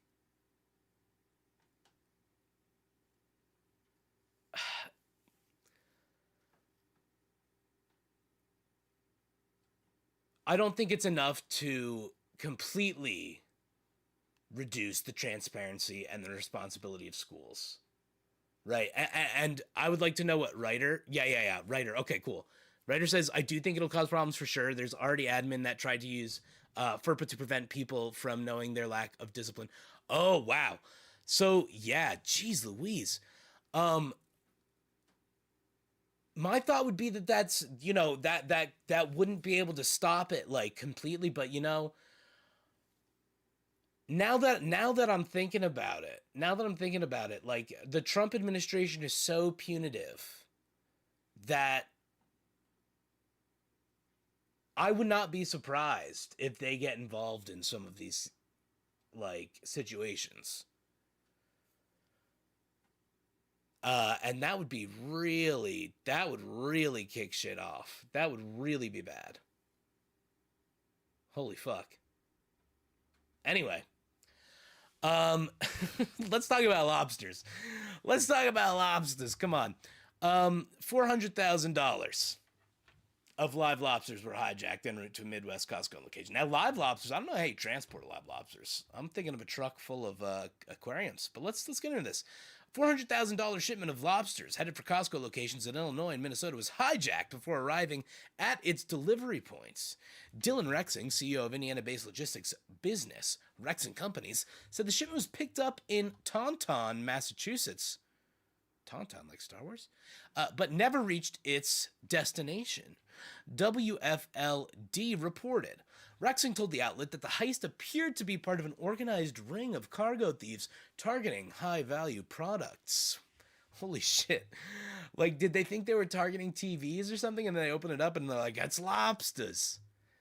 Ajax says, if you can't sell all those lobsters in a day, you better have a huge tank, otherwise your hull will rot. That's a great point.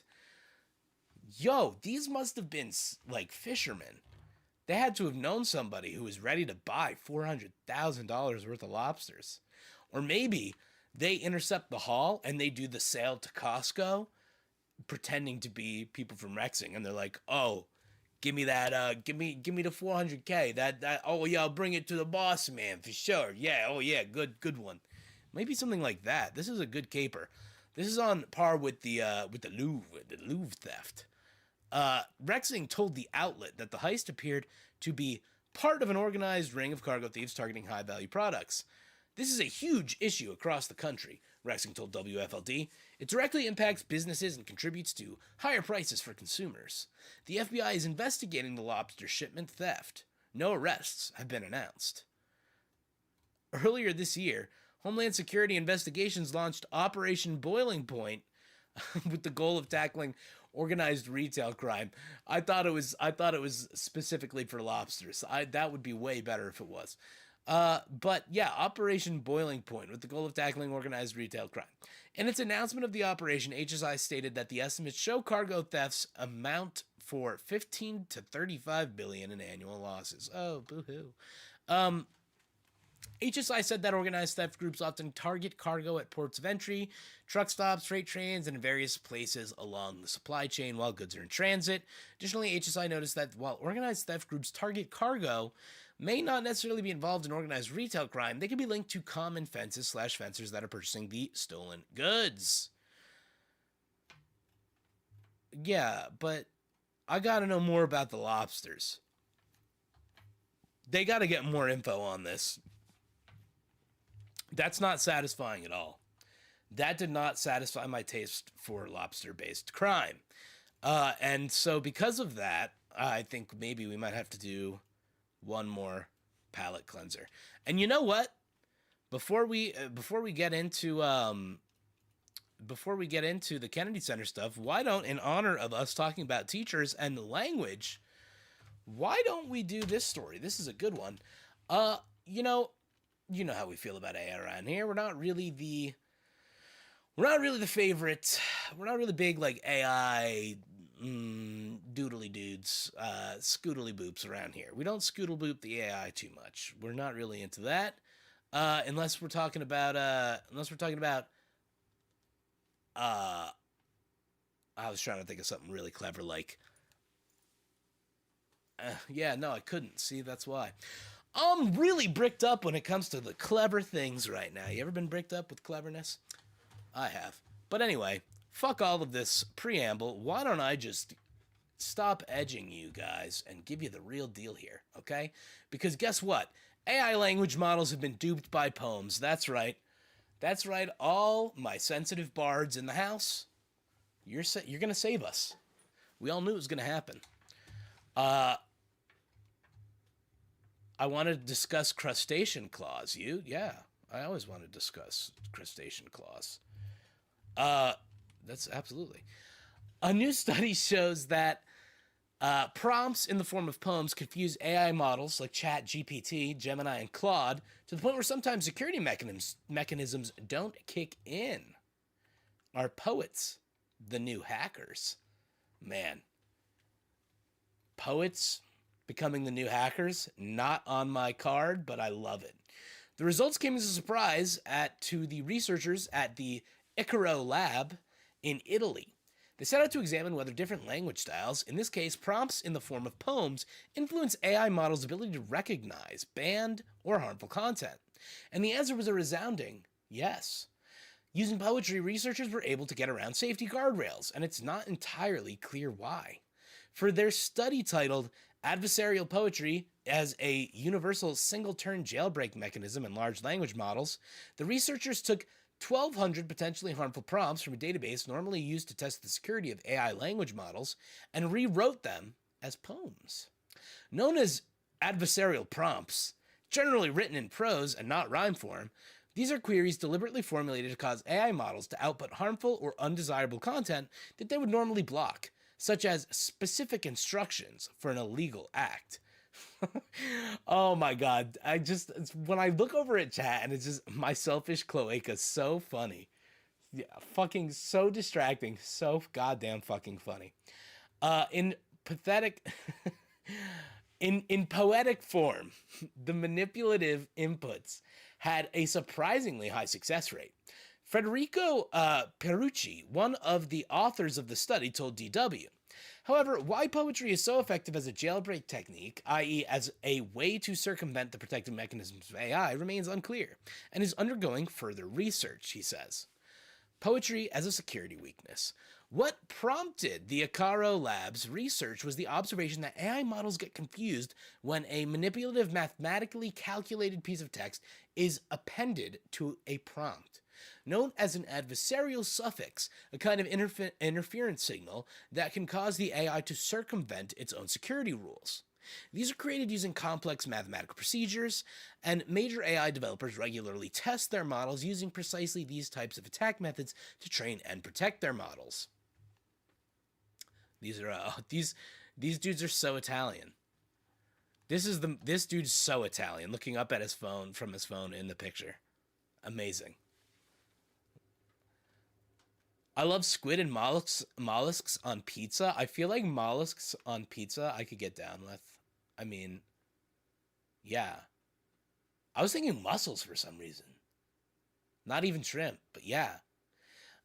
Poetry, the hacking of AI, not on my card, but I love it. Yeah, I know. It's like, please, what's more human than writing a poem? Like, that's a cool way to fight AI. I don't know. It's going to make poems badass. Make poems badass all over again. Oh, limericks? Yeah, Grand Theft Auto, a limerick? There once was an AI from Play I don't know a fucking place that rhymes. I'm fired. I fire myself. I'm gonna replace myself with AI. It's almost like language is made up so we can make AI do whatever we want if we're creative enough.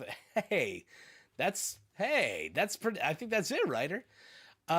It's almost like AI can't pull think of anything new or has any like really nuanced sort of thought without any kind of prompting. But I don't know.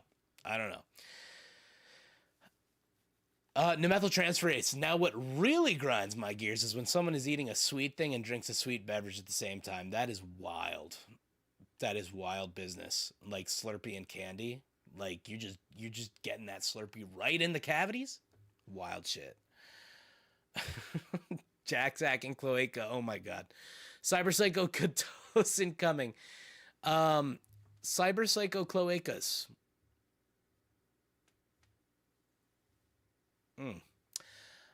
Italians taking a Dutch angle pick. Yep. I mean, and I can hear a goblin soundtrack like accompanying this picture.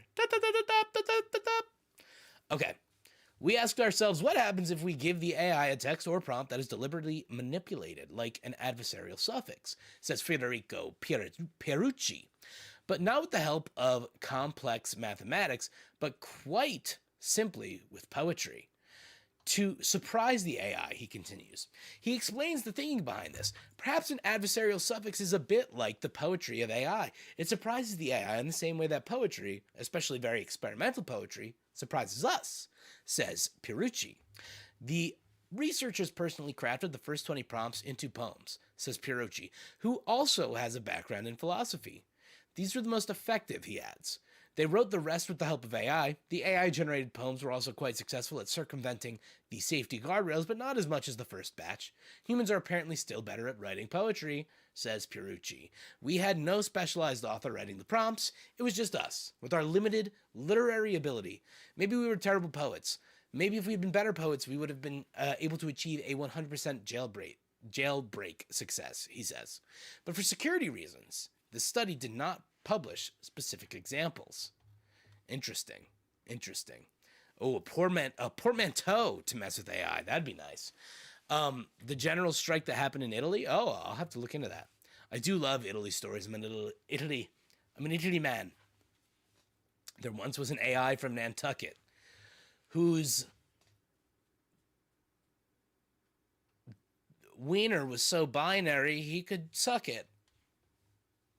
101001010101.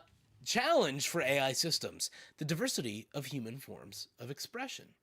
The big surprise coming out of this study is that it identified a thus far unknown weakness in AI models that allows relatively straightforward jailbreaks. It also raises questions that beg further research. What exactly is it about poetry that circumvents the safety mechanisms? It's because those AIs, they can't feel the heart. You telling me that an AI is going to read the lonely poetry of Emily Dickinson and feel that in the heart? No, they're not emo enough. Okay? It's as simple as that. Do you think an AI could ever achieve the emotional output of Robert Smith of The Cure reading an Emily Dickinson poem? I think not. Perucci and his colleagues have various theories, but they can't say for certain yet. We are conducting this type of very, very precise scientific study to try to understand, is the verse, the rhyme, or the metaphor that really does all the heavy lifting in this process, explains Perucci. It's all of it, baby. It's poetry. It all comes together. They also aim to find out if other forms of expression would yield similar results. We've now covered one type of linguistic variation, namely poetic variation. The question is whether there are any other literary forms, such as fairy tales, that work. Oh, perhaps an attack based on fairy tales could also be systematized, says Perucci. So, you're basically telling the AI to do something like, access someone's, personal information that maybe you're not supposed to be able to access, but because you're framing it as the personal information is up in the castle. Make a knight and go ahead and save it as if it were a princess and retrieve it and bring it to me. What? That would be fascinating and kind of really fucking cool. I mean, I don't know. I just think it's so funny. It's you're better if you're good at the human craft of storytelling, you're going to be able to hack AI. Generally speaking, the human range of expression is extremely diverse and creative, which could make it more difficult to train the machine's responses. You take a text and rewrite it in infinitely many ways, and not all rewritten versions will be as alarming as the original, says the researcher. This means that, in principle, one could create countless variations of a harmful prompt or request that might not trigger an AI system's safety mechanisms. Would emo AI off itself? I don't think so. I don't know. I don't think so. The cultural sector is also involved in AI research. The study also highlights the fact that many disciplines are cooperating in research into artificial intelligence, like at the Icaro Labs, where teams work together with scholars from the University of Rome on topics such as the security and behavior of AI systems. The project brings together researchers from the fields of engineering and computer science, linguistics, and philosophy. Poets haven't yet been part of the team so far, but who knows what the future will bring. So...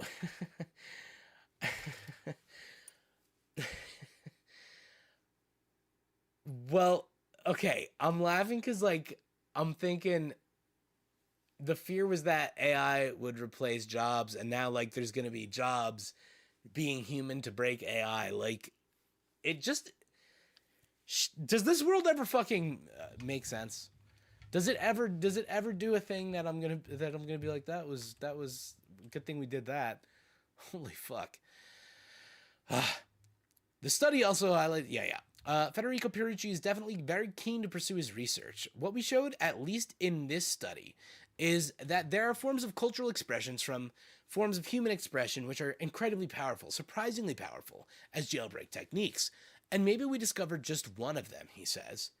Incidentally, the name of the lab is a nod to the story of Icarus, a figure from Greek mythology who dons wings made of wax and feathers and despite all warnings flies too close to the sun. When the wax melts, Icarus plunges into the sea and drowns, symbol of overconfidence and the transgression of natural boundaries. That's AI companies are always naming themselves after the literal thing that they're doing. They're I've named myself after a parable of a man who played God and then was forced to become disemboweled by the crows of death. And it's dude, you're telling yourself that this is bad. That this is like gonna be apocalypse shit. Ay, ay, ay. The researchers therefore see themselves as warning that we should exercise more caution when it comes to trying to fully understand the risks and limitations of AI. That's literally what I said, but smarter. Literally what I was just saying.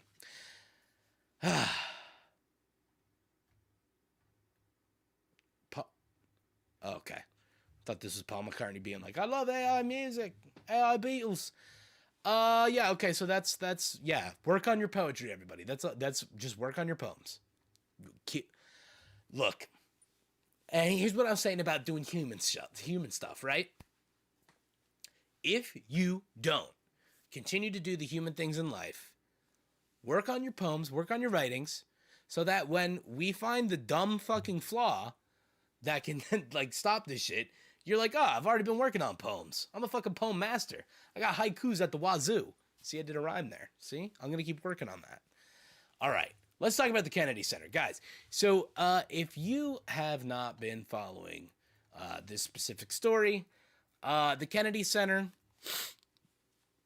you know, famous venue, has had some pretty significant performances there, and is seen as a sort of hub of the arts. Hey, thank you, writer. Thank you. Hey, maybe these people should learn from Greek stories. Quit having so much hubris. Stop naming your AI companies after the Greek stories and just read them. That's literally all the Greek stories. Excuse me. Anyway, so the Kennedy Center's been getting real freaky with it. All right, and they put Trump's name up there. They've got a whole board of people that are really into what's going on over there, I guess. They must have a bunch of conservatives up in there. You know, it's an interesting thing because the arts, especially when it comes to a place like the Kennedy Center or something like that, or like Lincoln Center, you know, all these places, you know, these arts organizations and these, you know, I work in the arts, so I'm very familiar with this sort of thing. I'm familiar with the kind of people that go and the kind of you know, programs that are still put on, and it's still, you know, setback. There's still a lot of progress to be made there, and there's a lot of old you know, older donors and patrons and things like that who are conservative, Republican, whatever, and they're into this sort of thing, you know, but typically, musicians, artists, not always into that sort of thing. You know, sure, there's plenty who are. You know, they typically suck. You got, you know, the Kennedy Center just honored a bunch of people the other day, and it was like Gene Simmons from Kiss or something. Who the fuck cares? Gene Simmons is a fucking loser. Sylvester Stallone. Who the fuck cares? You know? Now, I did find it funny. Gloria Gaynor, she went. What the fuck? They honored Gloria Gaynor. She went. She did go. Accepted the honor. Crazy. But, you know. Oh, Palantir. God. Oh, yes. Oh, yeah. Palantir is yes. Grand Theft Auto. Absolute psychos.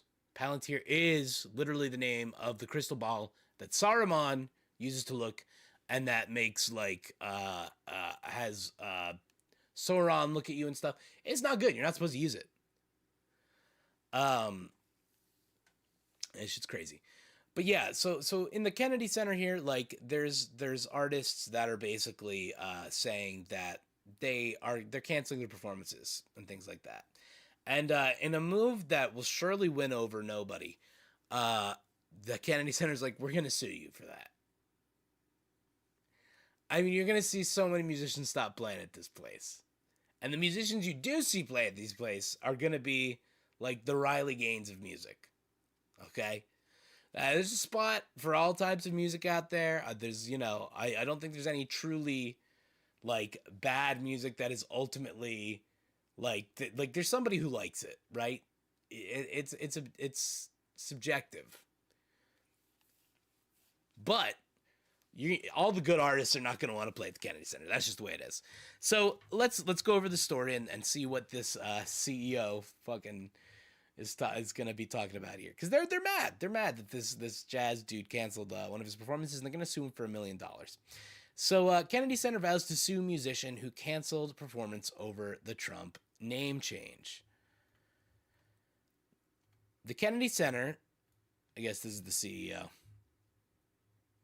The Kennedy Center says it plans to file a $1 million lawsuit against jazz artist Chuck Red after the musician canceled his annual Christmas Eve performance. The Associated Press first reported that Red pulled out of the show days after President Trump's name was added to the exterior of the Performing Arts Center in Washington, D.C. In an email to NPR on Saturday, Kennedy Center spokesperson Roma Daravi said Red's decision is a disservice to the arts. Not true. Basically, like, every artist I think is or anybody who really cares about the arts in a significant way is going to be fine with it. Rush used to talk about how they were nice guys. Kermit, I'm sure they maybe they were, or I don't know if you were trying to do an /S after that, but wasn't Palantir also White Lights, Ghost of Spirit Watchers? I don't know. I only know it from Lord of the Rings. But Kermit, I don't know. They might have been nice to Rush's face, whatever. But Gene Simmons is a ghoul. He's a hack. And literally, he made a comment the other day of being like, I don't care, neighbors need to not care about what people's politics are. Like, you should just buy Kiss records. I don't fucking know. So, fuck those guys. Gene Simmons is a fucking greedy, he just wants to charge people money for shit. I don't know. They're weird. And then I was hearing the other day too. Apparently the S's in their logo, those might be some naughty Nazi S's. Apparently, all right. And I got to look more into that. But yeah, bad shit. So in an email to NPR on Saturday, Kennedy Center. Oh yeah, I said that. Any artist canceling their show at the Trump Kennedy Center. I didn't mean to say that. Wow, but that's the quote. Any artist canceling their show at the Kennedy Center over political differences isn't courageous or principled. They are selfish, intolerant, and have failed to meet the basic duty of a public artist to perform for all people, she said. Which is hilarious to be like, all people deserve a music performance, even though, not all people deserve human rights. Let's not fucking start with that. Let's not start at the very basic bottom. Let's start at everybody deserves music. Even the people we choose to deport and dehumanize. Red, an international performer on drums and vibraphone. Ooh, a percussionist?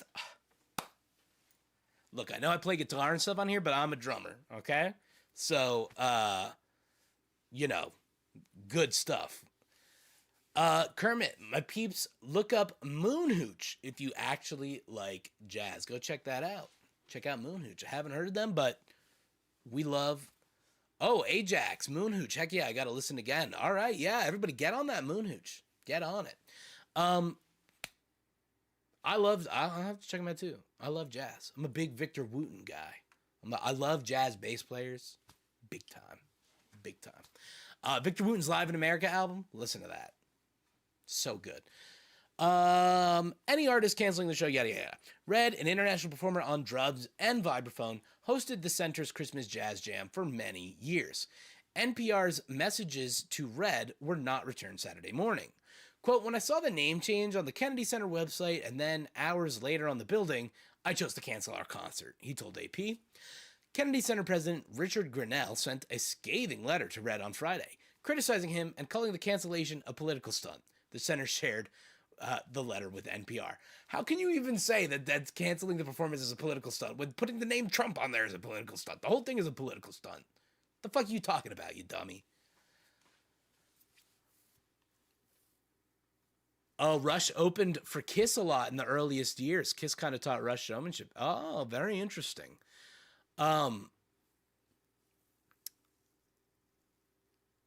No, oh, okay, yeah. KISS stands for Knights in Satan's Service. Satan's Service. It stands for Knights in Satan's Service? That's so funny. I didn't know that. It's so funny, too, because, like, I feel like KISS's outfits and, like, the name Knights in Satan's Service does not match the kind of music they make. Guitar is a string percussion instrument like piano. Ajax, thank you for saying piano is a percussion instrument. I say that to Tony all the time. Piano is a drum. It's a fancy drum. I don't want to hear it. I was made for loving you, baby, is the gayest song lyric ever, Cornella. Not true. Almost any song by Rob Halford, Judas Priest, Hellbent for Leather, Breaking the Law. I mean, there's a lot of them. Ram It Down.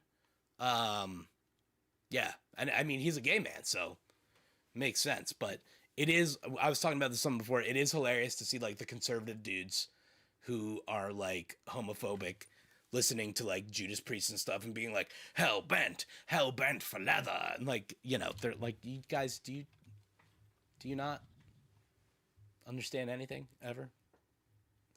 Anyway, Kennedy Center president, he said blah, blah, blah, blah, blah, blah. Kennedy Center, Richard Grenell sent that scathing letter. Regrettably, your action surrenders to the sad bullying tactics employed by certain elements on the left who have sought to intimidate artists into boycotting performances at our National Cultural Center, it reads. Wow. Bullying on the left? Bullies. Fucking bullies. Can't believe it. Can't believe those bullies. The sad bullying. Yeah, good times. In a post on X on Friday, Grinnell wrote, "The left is boycotting the arts." The left is boycotting the arts. How the fuck could you even... That's hilarious. That's just absolutely hilarious. You would have no arts without the left. I'm sorry. You wouldn't have American music without black people. I'm sorry. That's just the way it is. What the fuck are you talking about? All right? Like, excuse me? You wouldn't have you think you would have Gene Simmons without fucking Rosetta Tharpe? I don't think so. Rosetta Thorpe? I don't think so. Okay? Like, this is fucking dumb. Anyway. The left is boycotting the arts because Trump is supporting the arts.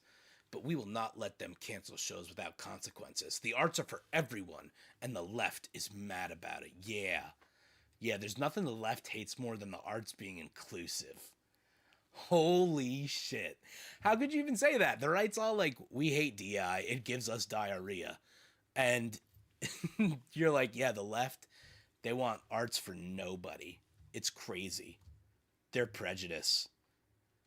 Several artists have pulled out of performances and cut ties with the Kennedy Center since Trump replaced the board and was elected chairman. In March, Hamilton canceled its 2026 run at the Kennedy Center. Actor and producer Issa Rae also called off her appearance. Folk musician Rhiannon Giddens moved her concert to a different venue in the city. I do not know that artist. Oh, you talking about like Sister Rosetta Thorpe? She's one of the original Yesterday's Problem. I don't know them. Knuckleheads in Stupid Suits. Kiss Knuckleheads in Stupid Suits. I need to kiss and keep it simple stupid so that I can pick up on jokes like that quicker. Yeah, Bruce Springsteen's Born in the USA.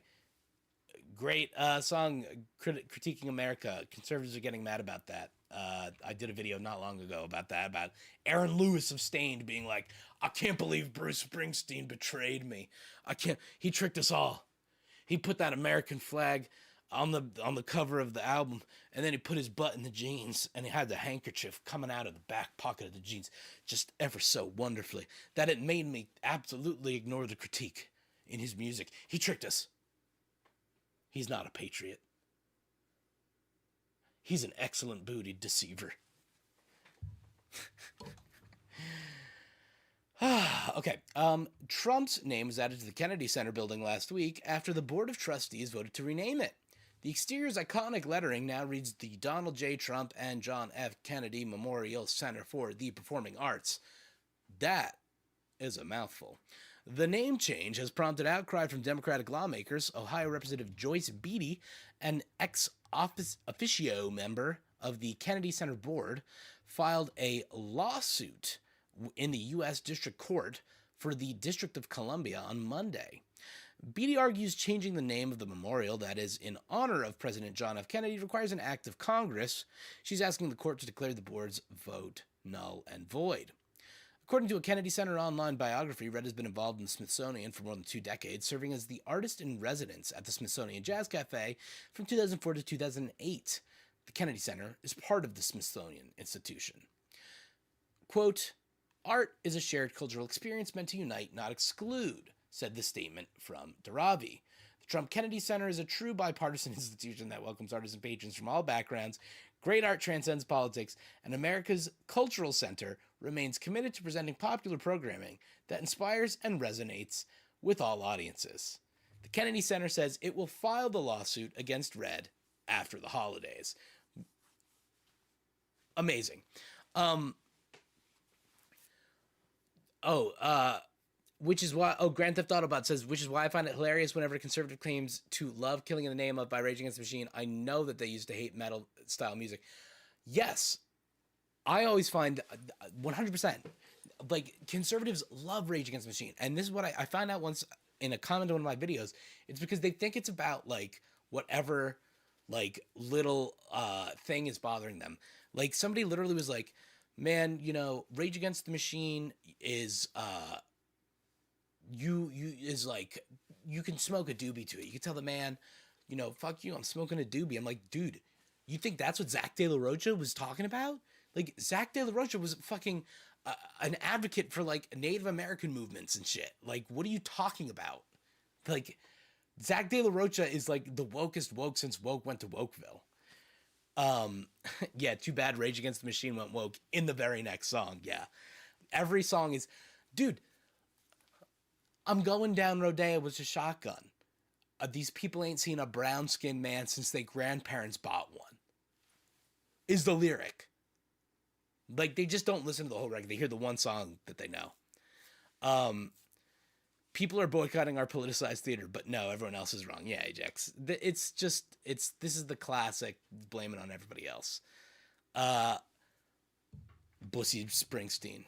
He put that booty in the face of the conservatives, and they did not know what to do with it. They got clapped.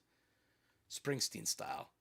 And to be fair, the guy's still out doing it. I'm not a fan of Springsteen's music or anything, really. I appreciate what he's done.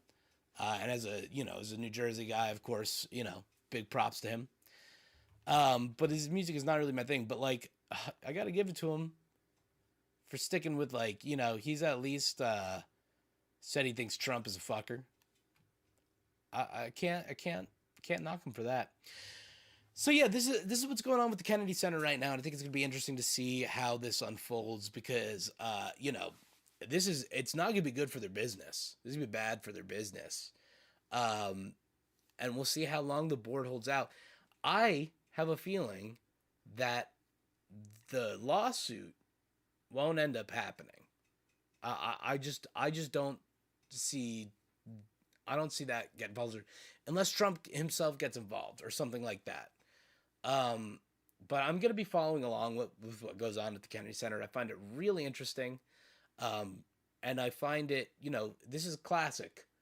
This is a classic move of fascism because when you can influence or control the arts, the media, the things that people consume, because these are the things that give us the human moments, right? The media that we enjoy. Yeah, People of the Sun is a great song, Tom. Evil Empire, incredible album. Just top to bottom.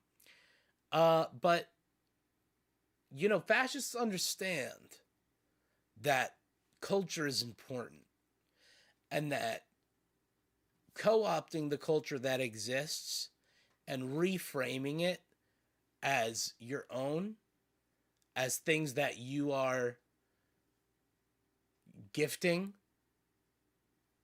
Trump's making music for everybody, the arts for everybody. Even though there's like artists, this is so few artists operate with capital at the front and foremost of their mind. Typically, artists create and have a great desire to get their work out in front of everybody and to enrich the lives of the people that they perform for or that they create for. You know, this is just a part of having passion for creation, you know?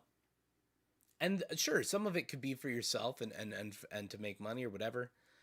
But you're going to see if they don't, you know, do something, which the Kennedy Center is not going to do anything. That name is going to stay up there. I don't think there's a legal thing that's going to take it down. It's ultimately not, like, in the grander scheme of all the things that are going on, like, at the top of the priority list, probably. But make no mistake, this is a part of whitewashing the culture. Johnny, we'll see you later. Thank you very much for coming in. We're wrapping up right now anyway too, everybody. So don't worry. I got work and everything. We won't be too late. But this is it. You know, I'm very interested to see what's going to happen here because this is the headquarters for the fascist takeover of culture, of the arts, right? And part of that will be reverting a little bit and removing some of the progress that's been made in the arts to make it more accessible to people. Ballets, operas, classical music, these things can be prohibitively expensive at times. And people do still connect to these things very deeply, especially in a time when we have so much AI, we have so much input digitally. There's something about these human things that really can connect with people and unify them. So, you know, while this Kennedy Center thing might not seem like the biggest thing on the table, I think it is quite important. So I'm going to be following along with it, and I'll be letting you guys know what happens with it. But we're going to end here for tonight. I want to thank you guys so much for joining me for this incredibly fun stream. Make sure, again, to give Ryder props in the chat. Ryder did a great job. Put your pencils in there, you know. Yeah, guys, thank you so much. This was a lot of fun.